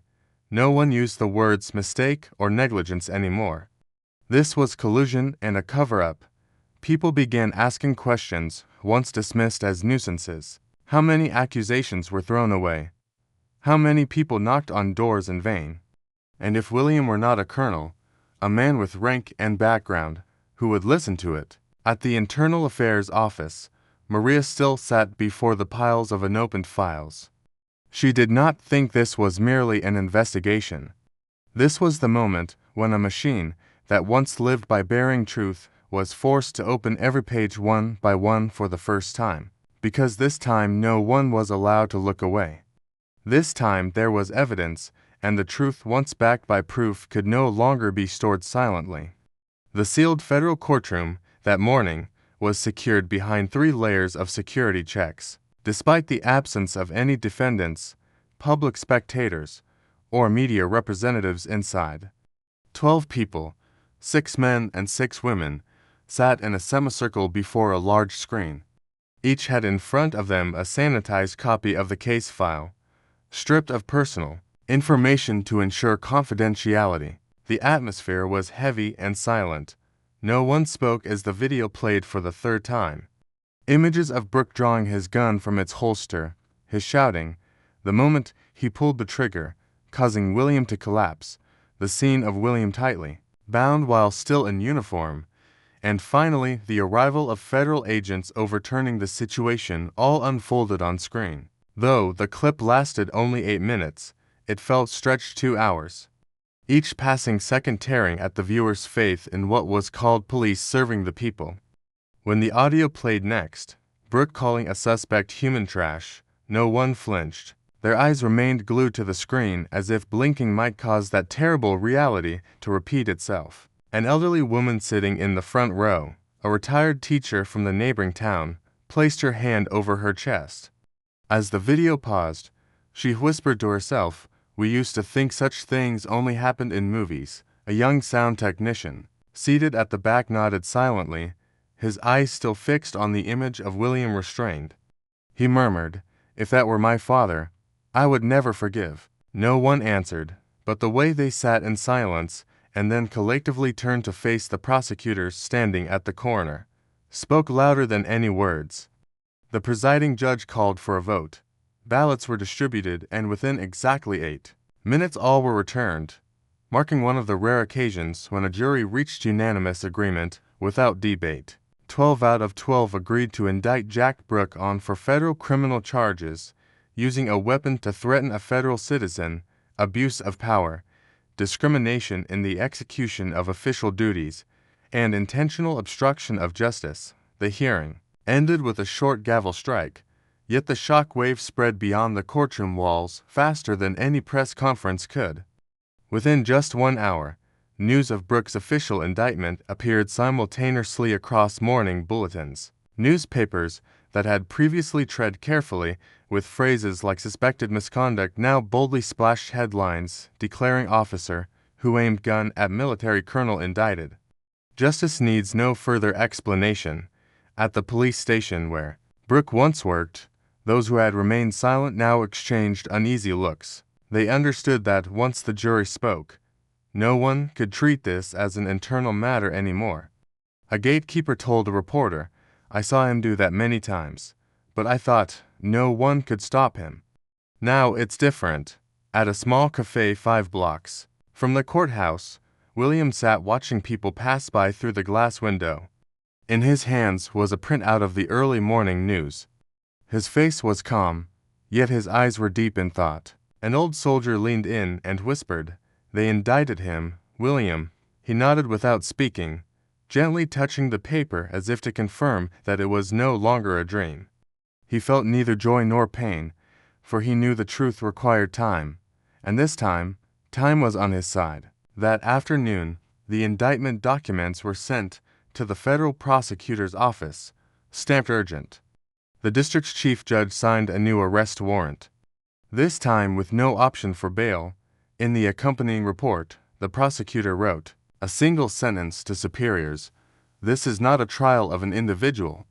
It is a moment for the system to reflect on itself." In that sentence, William's silence became the heaviest indictment. No one could deny, that morning, the courtroom was packed to suffocation. There was not a single empty seat. Chairs were fully occupied before the ceiling lights even turned on. People lined up from 5:30 a.m. standing in the early chill without a single complaint. Some carried handwritten banners. Others silently scrolled through documents on their phones as if reviewing every page of a national tragedy's classic text. An elderly couple from a border town held hands since the parking lot. A veteran woman wore her service medals pinned on her chest, a symbol of a generation that once believed in honor and law, now sitting there to witness the unmasking of a man who once hid behind a badge. Each person carried their own reason, their own wound, but they all shared one purpose: to see Jack Brooke, the man who once held power, who once banged his chest and gave orders, who once trampled citizens like trash, hear the truth about himself before the law. No one came to shout, they came to witness an end. William sat in the 3rd row on the far left near the wooden partition, wearing a white shirt and a dark gray vest. His wrist covered the hearing aid device and his right ear was still bandaged from the gunshot that perforated his eardrum.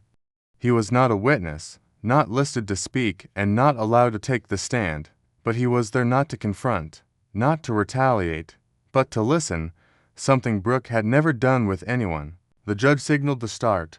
The prosecutor summarized the case, referencing the file approved by the jury, a dense list of misconduct, abuse of power, evidence fabrication, systemic racism, and violence. No words were chosen to soften the crimes. Each witness stepped to the stand as if removing a piece of cloth that had concealed the truth for over a decade. The first was Jason Weller, a local resident near the incident and owner of a small military repair shop. He stood before the court, hands trembling, voice, but every word clear. I saw him pinned to the ground, hands tied, not resisting. A man in uniform was treated like an animal. I served in the military. I know that badge. No one wears that rank unless they are real soldiers. His eyes rained, but his testimony was steady. He said he ran as fast as he could, but he didn't want his legacy or statue to suffer for his actions. His eyes rained, but his testimony was steady. This was not memory, it was living proof. Next came James Crawford, a veteran who fought alongside William in the Middle East. He walked up without notes or papers. William pulled me out of a bunker after we were attacked. He saved my life. If there is anything wrong with William, it lies in this country that dares to abandon its soldiers, not with him. His tone was decisive, like a bullet fired straight out of the barrel, leaving no room for doubt. The third was a journalist who wrote the article. This is not an ordinary man, the piece that sparked the truth to spread beyond the local level. She detailed the investigation, searching military records, verifying from multiple independent sources, all matching, while Brooks' files were full of gaps, contradictions, and suspicious edits. If we hadn't investigated, this case would have been shelved again like dozens of others. Not for lack of evidence, but because someone wanted it to disappear. Then Na came up, the youngest witness. No one expected her to silence the whole room. The girl stepped forward, holding an old iPad, speaking slowly, eyes wide, shoes still dusty from the rooftop. I recorded the clip because it didn't feel right. I thought someone had to see it. I don't know him, but no one deserves to be treated like that. No polished phrasing, no need. The truth, when spoken by a child, needs no flourish to become an accusation. The prosecutor asked permission to play the clip. The screen in the center of the room lit up. All eyes were fixed. The sound began. Brooks shouting, the cocking of a gun, the forcing down to the ground, then the trigger pull. William leaning, falling, blood spreading. The gunshot struck the viewers' hearts like a hammer blow. Some clenched their neighbor's hand until veins popped. Others bowed their heads, lips trembling silently. Some cried, not from pain, but from anger. William remained seated, eyes open, unblinking. He had watched the clip many times, though he could no longer hear the sounds clearly. But he did not need sound. He only needed the images, and images do not lie. When the video ended, the room fell silent as if cut. No movement, no cough, on the defendant's side. The lawyer looked down, offering no defense. Brooks sat behind, eyes still cold, trying to keep a blank expression, but his hands shaking with every beat, betrayed what he had hidden all his life, fear. For the first time in his life, Jack Brooke was afraid, not because he was caught, but because he knew this time he could not fool anyone. No one asked William to speak. He did not need to stand and claim victimhood. No declaration was necessary. The truth did that for him. Clear, emotionless, undeniable. And when that morning's trial ended, when everyone rose at once, William remained seated, eyes closed, hands resting on his lap, as if giving space for justice to speak one last time. Because this time, justice did not need to shout, it only needed to exist, and it did. Courtroom number 2 was packed during the verdict, silent without shouting or pushing. Yet the atmosphere was thick with tension, as if it might shatter. Every movement felt forced, as though the slightest unnecessary gesture could unleash years of suppressed emotions. William remained seated in the familiar left corner of the third row, wearing the same dark gray suit, his eyes frozen like ice. He showed no expression, no anger, no relief, as if his whole body was forcing itself not to display any feeling because emotions could be misunderstood. Across the room, Jack Brooke appeared, escorted by 2 federal officers. He still held his head high, walking as if about to be commended rather than sentenced. His old police uniform remained on him, but without insignia or gun. Yet he wore the same arrogance, still playing the role of protector of justice, even though justice had stripped him bare. Passing by William, he glanced with a half smirk, a smile both contemptuous and challenging, as if he still could not believe that day had come. Judge Ritchie entered without opening with boring formalities. He did not read the charges again, nor repeat the list of crimes everyone in the room already knew by heart. He simply looked at Brooke, stared long, then scanned the entire room before speaking slowly and coldly. Today, we are not here to punish an individual. We are here to protect a principle that if lost, then all symbols of law on collars or badges become mere disguises. That principle is no one, armed or unarmed, has the right to point a weapon at another person simply because of prejudice. He paused, letting the silence ring like a warning bell, then continued in a deeper tone. The victim did not scream, he did not resist. And because of that, we must listen to him with all the parts that this society once ignored. Then he delivered the sentence. Defendant Jack Brookwith for charges, including violation of civil rights, unlawful use of force, falsification of records, and abuse of power. With the unanimous consent of the jury and based on irrefutable evidence, this court sentences you to 12 years in federal prison, no pardon, no suspension, no leniency. You are permanently banned from law enforcement in any form. At the moment the number 12 was pronounced, Brooke's face went pale. He froze as if punched in the chest. He burst out laughing, a crooked, dry laugh, half trying to save face, half in panic. But when two officers stepped forward to pull him from his seat, his whole body stiffened, no more head held high, no more scornful gaze. For the first time, Brooke clearly felt there was no superior to call for help, no file to manipulate, no system to hide behind. For the first time, he was the one not being heard. William remained still. He did not look at Brooke, did not stand, nod, or smile triumphantly.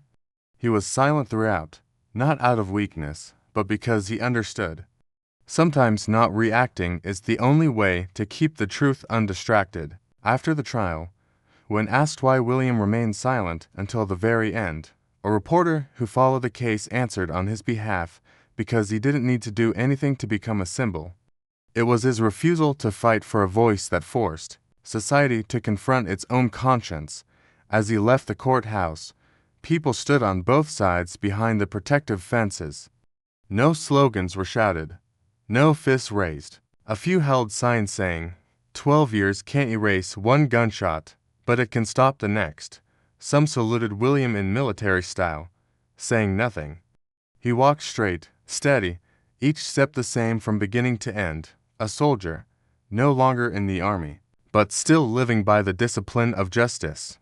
No one signaled or pointed the way, yet hundreds moved aside to let him pass. No one dared break through that invisible corridor, not out of fear, but out of respect. An elderly white man standing by the wall, eyes red-rimmed, held no phone or sign. When William passed, he whispered, "For the first time, I understand." Silence also has its echo. William stopped for exactly 1 second and looked at him. No one said more, but that look carried more weight than any verdict. It was the moment silence was no longer a deficiency, but became evidence. That afternoon, national TV stations reported the news. But this time, William was not called the victim. He was referred to as the man who turned silence into justice. In police headquarters across the country, Brooke's sentence was discussed, not for its severity, but as a warning. If the truth is strong enough, no cover-up system can shield forever. A week later, William sent a short article to a military newspaper. He used no harsh words, named no one. He wrote simply, "I did not lose hearing to demand anyone return it. I only hope no one will be considered dangerous just for staying calm." That passage was shared not for technique or drama, but because it was too true to argue. And in courtroom number 2, where Jack Brooke once sat upright as if stepping onto a podium to receive a medal, a small plaque was placed on the corner wall. Justice does not need to shout, it only needs to be heard. The auditory rehabilitation room was located on the third floor of the Walter Reed Military Medical Center. Nothing remarkable from the outside. The white walls, small nameplates, and the cold glow of fluorescent lights made the place easy to mistake for a record storage or instrument sterilization room. As but for William, this was a boundary between a world where silence took the form of slow death and another where sound was not merely waves vibrating through air, but a vital code he had processed in an instant throughout his years in the military. Since losing hearing in his left ear and damaging his right ear, everything had changed. No car horns, no footsteps behind him, no distant voices calling his name. He had lived nearly 2 months in a formless darkness, yet dense, soaking into every reflex. He still woke early, exercised regularly, and ate his military rations with mechanical precision, but he could not hear the spoon tapping the plate, nor sense the volume of his own voice. He no longer heard his heartbeat when holding his breath. That fear did not lie in silence, but in his inability to know exactly how alive he was. On his first day entering the rehabilitation center, William retained a firm demeanor, as if never been harmed. His walk was straight. His eyes did not look away. But the young therapist Mara immediately noticed the trace of exhaustion behind that gaze. Mara spoke softly, each word enunciated as if teaching a new language to a mute learner. She did not call him a patient, but referred to him as someone reprogramming the signaling system. Though a mechanical expression, William understood it carried more humanity than any empty sympathy. The first therapy session involved no complex machines, no electric shocks, no brain scans, only a soft chair, a sound control panel, and a wind chime hanging in the corner. Mara quietly activated the new hearing aid device, a tiny amplifier behind his right ear, no larger than half a fingertip, individually programmed to his acoustic reflex pattern. When the first metallic wind chime sounded, the noise was so faint that Mara thought he had not heard it, but William startled, not because it was loud, but because it resembled a distant memory, the wind chime on the roof of the old forward base, where mountain night winds rustled through the corrugated metal. He had lain in a tent, one hand holding an encrypted radio, the other on his rifle grip, waiting for orders, always. The wind chime sounded first, like a signal no one ordered, but everyone understood. Mara did not need to ask. She saw how his hand clenched, trembling slightly, not from fear, but as if resisting something rising from memory, a sound not amplified by speakers, but sparked from deep within the mind. For nearly an hour, Mara tested various frequencies. Low, high, intermittent, each of reactions was meticulously recorded. Pupils dilated, hands shifted position, and head tilted slightly. For a normal person, these were unconscious reflexes. But for someone recovering from severe auditory trauma, these signs indicated the revival of sensory neural function. At the session's end, Mara handed him a sheet of paper. "Write down your impression." William looked at her for a moment, then wrote, "I hear with memory, and memory does not lie." The statement was unpretentious, but me took several minutes to look up. Her eyes read, "The next day." That phrase was engraved by the technical team on a small bronze plaque outside the rehabilitation room door, below the Sense logo. Not all sounds come from the ears. In the following sessions, William made steady progress, not extraordinary, not sudden, but clear. He could hear the click of a ballpoint pen from a meter away. He distinguished wine sounds from air conditioning. He recognized leather shoes and rubber soles. No one called it a miracle, but everyone knew it was a wonder built from millions of nerve fibers not fully severed and a will no one could measure. William never asked to leave early, never complained, never asked when he would recover. He did not need to know. The only thing he counted was the daily reactions, like counting steps across a minefield where a single misstep meant blindness. After 3 weeks, William heard his name called for the first time since the incident. Not shouted, not commanded, just a greeting from a technician. "Good morning, Colonel Jackson." He froze, slowly turned his head. The other nodded lightly without further words. William did not respond, but by the end of that day, he added a line under his treatment notes. I have heard my own existence. This was not a medical description, but a confirmation of identity, something taken for granted, but easily stripped away by a single bullet. Mar was the first to report that William had restored basic auditory reception. The technical language sounded cold, like an electric board, but when that report was sent to the medical command, readers were struck by the appendix. The patient has not only recovered sound, he is learning how to remain silent while making others listen.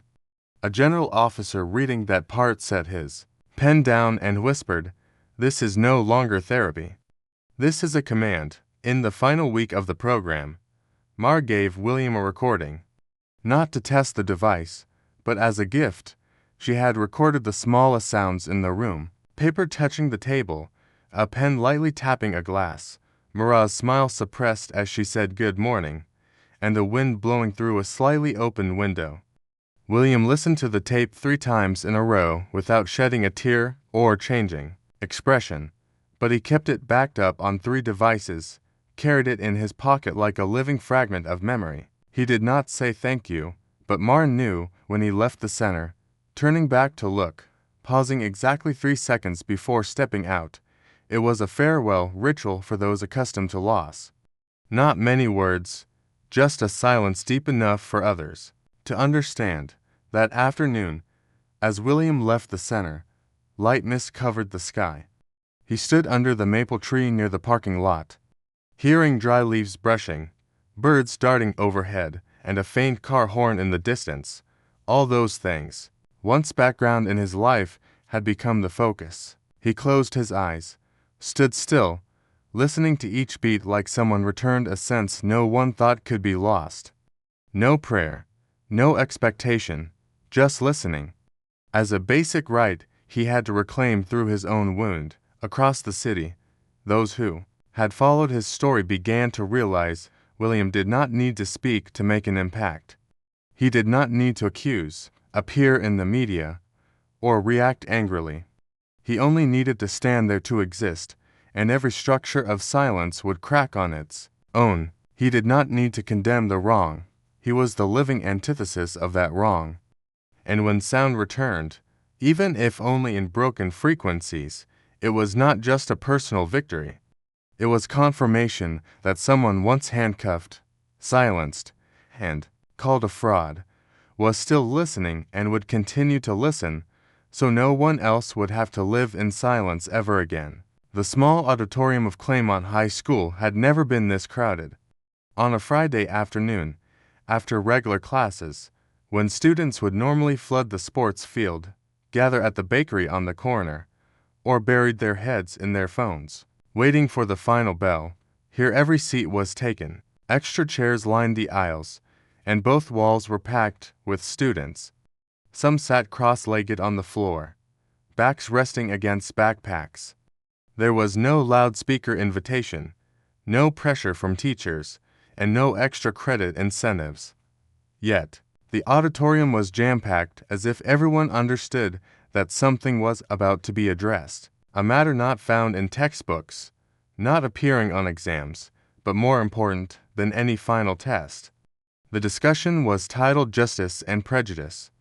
The title sounded theoretical, even dry, but no one left their seat. Principal Watson, who had been with Claymont for 23 years, stood on the wooden podium, her eyes scanning familiar faces. Though the auditorium was packed, the sound inside was unusually quiet. No whispers, no chatter. The space was thick with focus, anticipation, and caution. In her hands, Watson held a silver iPad, a small device with a faded cartoon sticker on the top left corner. That iPad was familiar. It was the same device Na, a 10th grader, had used to record the entire moment Jack Brooke pointed a gun at William from the 2nd floor of the house across the street. The shaky images and the sound of the wind whistling through the mic had become one of the most critical pieces of evidence leading to the historic verdict 3 weeks ago. Na sat in the front row close to the stage. She wore a dark purple hoodie, her hair tied high, the collar slightly wrinkled as if she had just taken off her backpack. Her face was calm, but not indifferent. There was no shyness or pride, only a focused gaze like the look she had held when standing at the witness stand in court.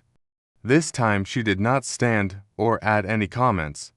When it was her turn, she simply played the video. The auditorium darkened. As the projector lit up, the image cast onto the white wall at the back of the room. The speakers began to play. First footsteps, then shouts. Brick appeared. A tall man in a faded police uniform holding a pistol aimed directly at a man in a military uniform. William stood still, neither raising his hands nor stepping back like a pillar in a stormy station. Then the dry sound of a gun being cocked echoed, followed by a harsh curse. At the end, a cold voice of an agent off-screen said, "We're not here for him, we're here for you." All sounds in the auditorium went dead silent. No creaking ceiling fans, no phones pulled out, no whispered words to neighbors. Only the flickering blue-gray light from the clip and the faint hum of the old sound system remained. For a moment, some students seemed to be watching a war movie, seen until they remembered this was reality, and the person who filmed it sat just a few meters away. After the video ended, Nina made no defense, no explanation. She placed the iPad on the worn wooden table before her, fingers lightly touching, and said in a clear voice, "I don't think I need to convince anyone. Those who have watched will understand." No rhetoric, no leading remarks. The sentence was so brief that listeners had to repeat it in their minds to grasp its full meaning. That simplicity made some students lower their heads. Some teachers adjust their posture not out of discomfort, but because they felt smaller in the presence of courage that needed no show. Mr. Morales, the social studies teacher, stepped up. He had proposed organizing this discussion 2 weeks earlier and had emphasized there would be no right or wrong conclusion, only questions for further thought. He looked around and said, "Let's start the discussion. Who has thoughts after watching this video?" Silence returned. 1 minute passed, then 2. No hands rose, no chairs were moved, no sighs. The silence was not from hesitation, but from not wanting to be the first to break something sacred. Until, from the 4th row on the left, a small hand went up, that of Mason, a 9th grader with blonde hair, glasses, and a reputation for shyness. He stood up, his back slightly bent, still clutching the hem of his uniform, but his voice was clear. "I just wondered, why would someone point a gun at a person wearing a military uniform? I thought wearing a uniform meant serving the country, being trustworthy." That question fell into the space like a stone thrown into a calm lake. Some students looked at each other, some awkwardly glanced down. A few teachers furrowed their brows. An 11th grader was about to speak, but stopped. Even Mr. Morales hesitated slightly. He approached Mason, placed a hand on his shoulder, and answered in a low voice. That question, perhaps none of us, adults, or kids, are brave enough to answer honestly. No applause, no objections, no alternative views. Because everyone understood this was not a class. This was a moment when truth needed no interpretation, and silence was the deepest answer. The discussion, originally planned for 90 minutes, with many subtopics and group exchanges, ended with a single question and silence that made the session more memorable than any lesson ever prepared. When the session ended, students quietly left the auditorium. No uproar, no debate, but everyone walked slower. Some brushed past Na, gently tapping her shoulder. Some paused for a few seconds before moving on. A white classmate who had once mocked Nena's story in the early days now approached and whispered just loud enough for the two to hear, "I'm sorry for thinking you were lying." Na looked at her without condescension or resentment. She only nodded, gently, not forgiveness, just agreement that everyone had to relearn from scratch. That day, Principal Watson wrote a short unadorned note in the internal report with no banners attached. The discussion ended with a silence, but I believe some children will leave this school with their eyes a little more open. A few days later, in the glass display case in the main hallway, were only sports trophies, academic certificates, and photos of academic competitions used to be. Someone quietly added a framed photo. No flowers, no gold frame. Just a picture taken from behind in the slanting afternoon light, a girl raising an iPad on the second floor. Below it, a caption in thin black letters read, "The truth, though recorded from the second floor, is enough to shake an entire school." The security meeting room on the 5th floor of the Pentagon had no banners, no raised flags, no reporters, no chants, and no live filming. The ceiling lights shone directly down onto the wooden table in the center of the room, white and cold, like operating room lighting. The only thing hanging on the four walls was a round clock with a simple face, its second hand moving slowly, ticking one notch at a time. Time in that room was neither rushed nor paused for anyone. This was not a place for grand ceremonies. It was where decisions were signed without witnesses, but had to be recorded. That day's ceremony had only a few attendees. 3 generals were present, one who had commanded the Pacific region, another from the Special Command, and a deputy director of the Military Strategic Assessment Center. 2 political secretaries sat silently in the back row like shadows, tasked with recording minutes, but without the right to question. A military legal officer in civilian clothes carried a thick file stamped top secret internal. Finally, there was William Jackson, the man who had narrowly escaped having his life taken in broad daylight simply for wearing a uniform where justice was absent. He was the survivor of a confrontation that required no gunfire. A red velvet box was placed in the center of the table as a silent summons. It contained the Medal of Honor, the highest award a U.S. soldier could receive, typically presented before national television cameras amid thunderous applause from hundreds of viewers, with speeches from the president and emotional footage revisiting past deeds. But today, none of that was present, not because people forgot, but because they knew this was no time for showmanship. The oldest of the 3 generals, his hair still gray and face hardened like a stone that had endured shelling, stood up. He approached William slowly, not with military formality, but with a quieter rhythm, the rhythm of those who understand that sometimes silence is the greatest form of respect. He did not salute by regulation. He did not call William's name. He looked at him for a few seconds, then gently opened the box. Inside was the medal William had refused to accept 8 years earlier. Right after successfully leading a hostage rescue mission in Kandahar, the entire team survived, but William lost part of his hearing, his first injury, which foreshadowed a long silence to come. At that time, he said something that stunned the review board. "I do not accept an award for what I was forced to do." So, the medal remained locked away, reclassified as unissued. The general spoke in a low, dry voice, like dust settled on a battle flag. "This is what you should have received long ago. But we understand why you refused. Today we ask no speeches, invite no press, broadcast no ceremonies, because we know some honors do not need applause." No one in the room moved. William did not either. His eyes rested on the medal as if revisiting a closed chapter of life now returned without warning. He reached out steadily, placed his hand lightly on the box, then closed it. He did not pin it on his chest. He did not thank anyone.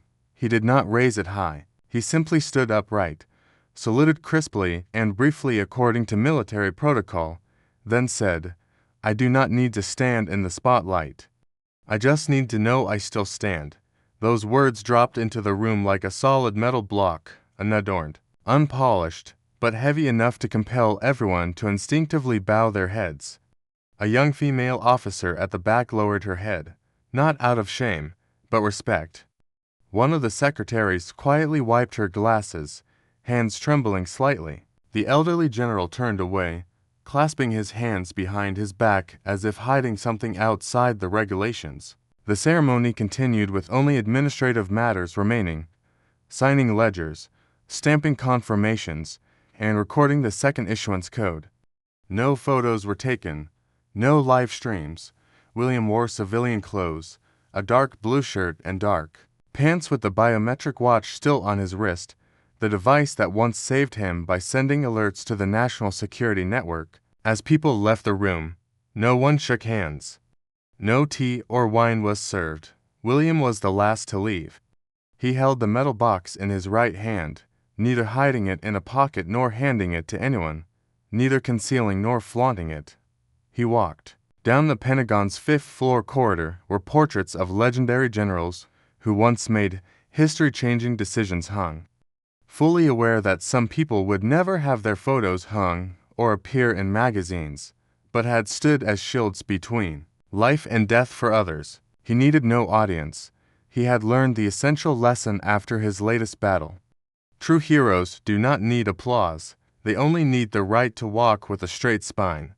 On the way home, the car passed a quiet neighborhood, stopping at a red light at an intersection shaded by shedding trees.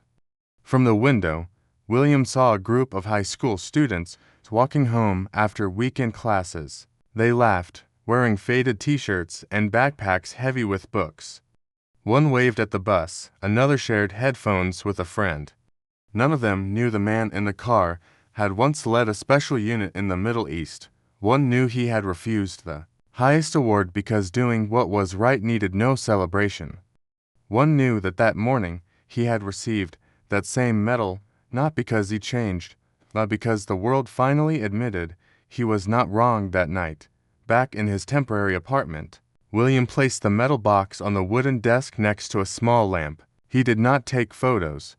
He did not post on social media. He did not call anyone to share the news. He did not talk to veterans. He did not go on television. He opened a new page in his notebook and wrote a single line in neat, even handwriting, like the orders he once recorded on the battlefield. They once took away my voice, but no one can take my dignity. Then he closed the notebook, put down the pen, and turned off the light. The room was completely dark.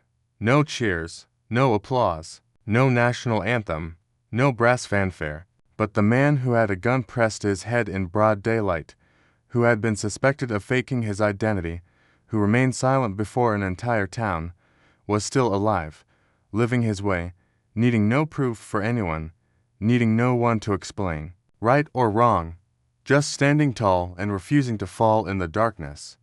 Perhaps that was the rarest form of glory, impossible to edit, distort, or sell. A medal never hung, but still bright enough to light the path for those forced into silence. Behind the scenes, on an autumn morning, Arlington National Cemetery was covered by a thin layer of mist, so delicate it seemed as if one could gather it with both hands. The air was not truly cold yet, but the wind carried a faint scent of damp earth and old metal. Rows of white tombstones stood in perfect lines, stretching into the distance like silent notes running across a song no one dared to play to the end. The ground was speckled with red-brown maple leaves lying over the fresh green grass as a layer of memory. There were no car horns, no loudspeakers, only the wind. The soft sound of footsteps on gravel and breaths exhaled like smoke. William walked slowly along the narrow gravel path crossing the center of the cemetery. He wore a gray wool coat underneath a buttoned-up black shirt and a thick worn wool scarf wrapped around his neck. His dark brown leather shoes had faded with time and were unpolished, not from forgetfulness, but seemingly because there was no need. He carried a small old fabric bag with frayed edges and fabric browned at the creases. There was no companion. No one waited for him. He came alone, and he chose to walk alone as he always had since returning, not wearing any rank, no unit, only silence as company. He stopped in front of a simple marble gravestone engraved with a brief line, Frederick L. Hayes, Sergeant, United States Army 151,981. There was no quote, no image, only a name, a title, and to harsh dates like the click of a safety catch on a gun. William stared at the stone for a long time, as if trying to translate an ancient lost language. No one needed to explain who this was. This was where his father rested, an old soldier who had gone through a war, who came back, but lived shortly to teach his son how to keep dignity in a country still learning fairness. William knelt down.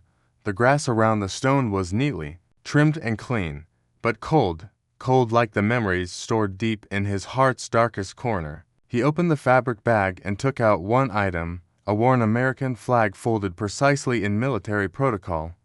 The edges were frayed, the fabric wrinkled, and up close, one could see dark brown stains. Unclear if rust or blood, this flag had once draped his father's coffin and was hidden by William throughout his childhood in a locked drawer.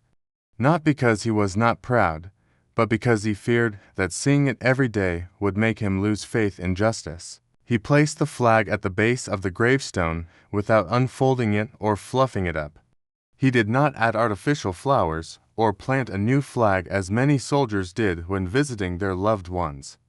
William sat down on the grass, leaning back against his father's stone as if leaning on something unbreakable. No words, no prayers, no tears. Only the wind slipped inside his collar, and mist gently soaked the fabric. From his chest pocket, he pulled out a folded sheet of paper, simple, with just a few lines written in firm handwriting. Dad didn't live long enough to see this, but I did, and I understand. The short sentence felt like it flipped open a drawer of time in his heart. His father died when William was too young to understand what war was. He only remembered a pair of worn-out shoes left in the hallway, a slogan taped to a mirror. Service requires no proof, and the knocking announcing death that his mother never spoke of. William grew up with a nameless emptiness, and today he returned not to fill it, but to nod silently at it. He had walked the path his father never had the chance to step. Time passed slowly, like underground water. There was no clock, no phone, no one counting hours. William sat still as part of the cemetery like a leafless tree that never shed until the sun rose higher, the mist faded, the shadows shortened, and a small footstep echoed behind him.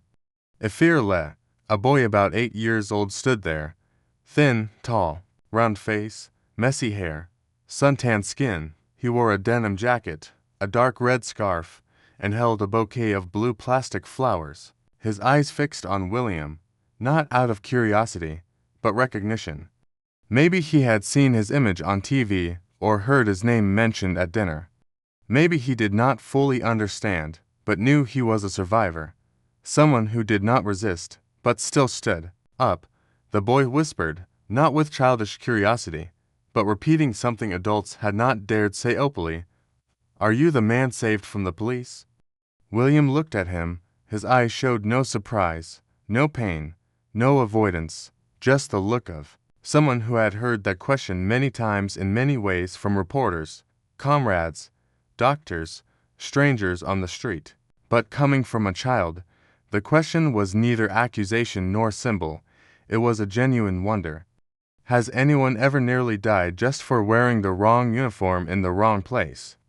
William smiled, gently shook his head, then nodded once more, then shook his head again. He pulled a small piece of paper from his shirt pocket on which was written clearly, "No, I am the man who didn't need to shout to be heard."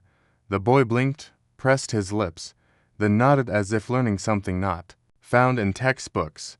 He bowed before a nearby gravestone, perhaps his grandfather's or uncle's or father's, and then left without another word. His steps were light, as if not to interrupt the conversation between William and the past. When William stood up, the sky was turning toward evening. The sun cast a slanting light on the stones, making his shadow and the flag's overlap on the ground. He did not take the flag with him. For the first time in his life, he left it behind, not because he no longer needed it, but because he no longer needed to hold onto the past to prove anything. He walked slowly away from the cemetery without looking back, without regret. But he knew very well that a part of him remained there, not because of death, but because of a promise kept. No one forced him to forgive.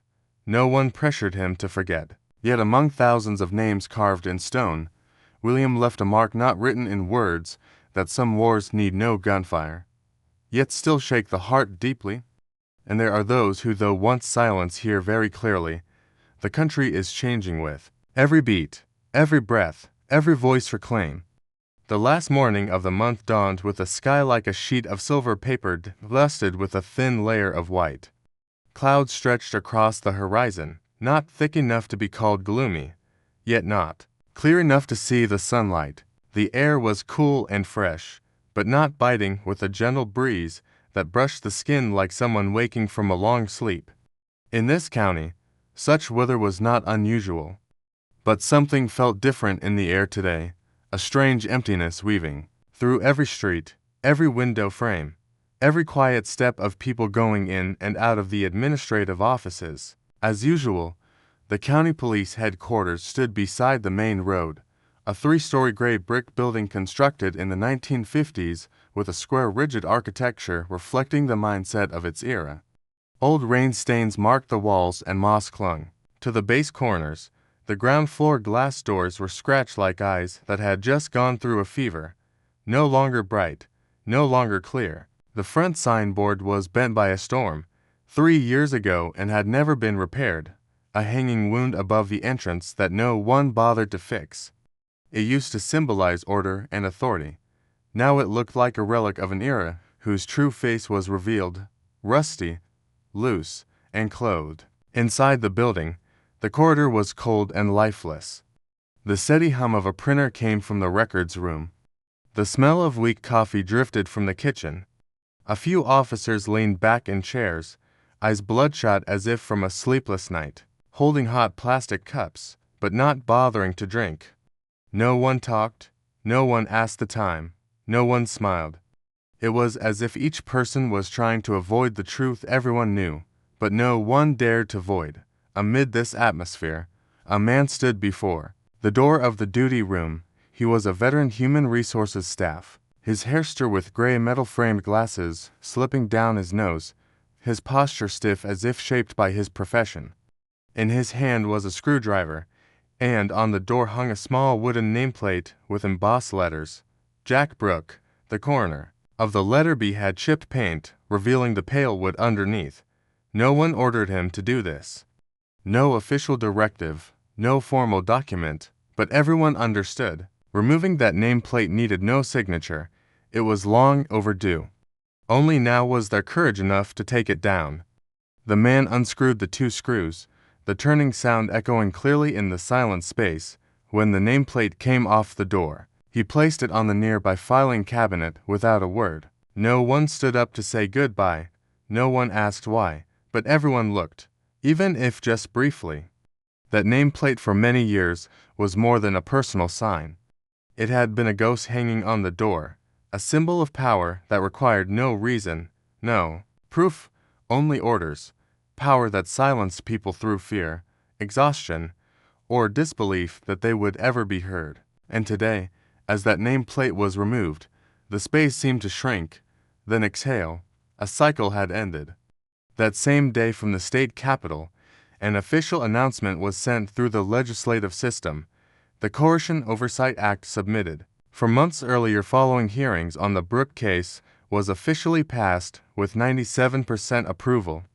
The new law required that all acts of vehicle stops, searches, and use of force by law enforcement be recorded, stored, and reviewed by an independent oversight unit outside the police system. No more reports of lost data. No more broken cameras. Every interaction with citizens became evidence, not to protect the police, but to protect the truth. There was no flashy press conference, no politicians patting each other on the back, but, among police internal chat groups, a quiet message spread. The era of record, then deemed equal cameras, is over. No emojis, no opposition. Because even those who once stayed silent knew Brooke's fall was no accident. It was a consequence. At the county headquarters, another symbol was replaced. The hallway sign that once read, "Responsibility and Authority," was taken down. In its place was a new plaque, gray steel background, cold, deeply engraved letters. "Unchecked authority is legalized violence." Below the slogan was a list of people who had signed internal investigation requests, mostly ordinary citizens, some unjustly detained or insulted for their skin color, voice, or refusal to know their play. Among those names was William. Several hundred miles south, an old bronze-cold pickup truck stopped before a small house beside a reed field. The wooden gate bore peeling paint like patches of memories not yet erased. The grass in the yard had been trimmed neatly. No one waited outside. No flags, no banners, no one held out cakes to welcome, but there was no need. The man who stepped down was William, and this was his home. He opened the trunk, took his bag, his arm trembling slightly. After months of physical therapy, the wooden door to the porch still showed the scratch he had carved on his first day there, a clumsy horizontal mark, a sign of someone who always prepared to leave. But this time, as he crossed the threshold, William no longer glanced at the corners, no listening for sirens, no alertness to danger. He placed his hand on the doorframe, closed his eyes, and he breathed. The wind slipped through the window crack, gently striking a glass wind chime hanging on the porch. That fragile sound, once heard only in memories, now rang clearly, not through devices, not through sensations. It was real. He stood still before the window, looking beyond the low fence at the cloudy sky, not waiting for anything, not fearing anything, and needing no further words. No reporters waited outside. No one knocked asking for a statement. No signboard stood at the gate. But the whole town knew something had ended and something else was beginning. Silence, no fanfare, no chance, but the truth needs no applause to be remembered.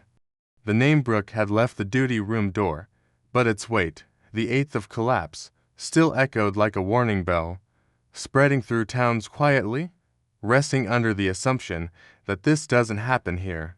William took off his coat, hung it on an old wooden hook. He poured a glass of water, placed it on the wooden table by the window. The wind still blew in, but he no longer needed to close his eyes to feel it. That wind, once a survival reminder, now stood as vivid proof that he was still here, still alive, still listening. Not everyone survives to bear witness. But William knew clearly, survival was not just luck. It was a duty, evidence, a testimony for a generation that learned not to bow their heads anymore. And this time, when the wind blew through the porch roof, he didn't just feel it, he heard it clearer than ever before. William's story is not a rare accident, but a warning bell for the deep-rooted prejudices within the system. A man in uniform bearing medals and honors was held at gunpoint in broad daylight solely because of his skin color, simply because of a suspicious gaze and the cold habit of judgment from someone wearing a police uniform. No trial was needed. No evidence was necessary. Only that he was a black man standing in the wrong place at the wrong time. Across 20 chapters, what remains is not only the injustice William endured, but also how he faced it. He did not retaliate. He did not shout. He did not turn his pain into revenge. He let the truth speak for itself. He let justice come in its original meaning. He maintained calm and dignity, even when others tried every way to strip them away. That is what made the story a symbol not of victory, but of perseverance, dignity, and faith in truth. We live in a world where people are often judged by appearances, skin color, voice, origin, or how they appear in a photo. These invisible prejudices not only hurt people, but also distort how we act, make decisions, and treat each other. Officer Brooke was not the only one with bias. He was just the clearest, most dangerous expression of a long-standing system used to seeing people through the lens of discrimination. The White Army did not install in a white people, it abhorred in the system. However, the greatest lesson from this story is not in the pain, but in the change. The truth was not buried. Witnesses did not stay silent. Society did not turn away. And justice, though slow, still finds a way to prevail. A corrupt police officer was prosecuted, a new law was enacted, and a community began to reconsider how it views others. This was not an end, but a beginning. William did not need to stand in the spotlight. He did not need to give speeches. He did not need to demand justice with harsh words. Because when the truth is spread at the right time, it becomes its own voice. Sometimes silence is the strongest form of resistance. And he chose that path to teach everyone a lesson no one can ignore. Have you ever been wrongly judged because someone did not understand you? Have you ever been underestimated but silently proved you were better than they thought? If the answer is yes, then you share an experience that millions have also tasted. You may not be a military officer or held at gunpoint, but the feeling of being undervalued and denied worth is all too familiar. William's story is not just for Black people. It is for anyone ever been defined by others' eyes. It reminds us that every individual deserves to be seen for their true value, not through prejudice, masks, or assumptions, and that justice, though it may be delayed, can never be permanently silenced. If this story makes you think, share it so others can learn. Turn awareness into action. Only by recognizing the problem can society have a chance to fix it. And if you believe in that, don't forget to subscribe to follow more inspiring stories. We promise to always bring content with value, not just for you to see, but for you to feel and change.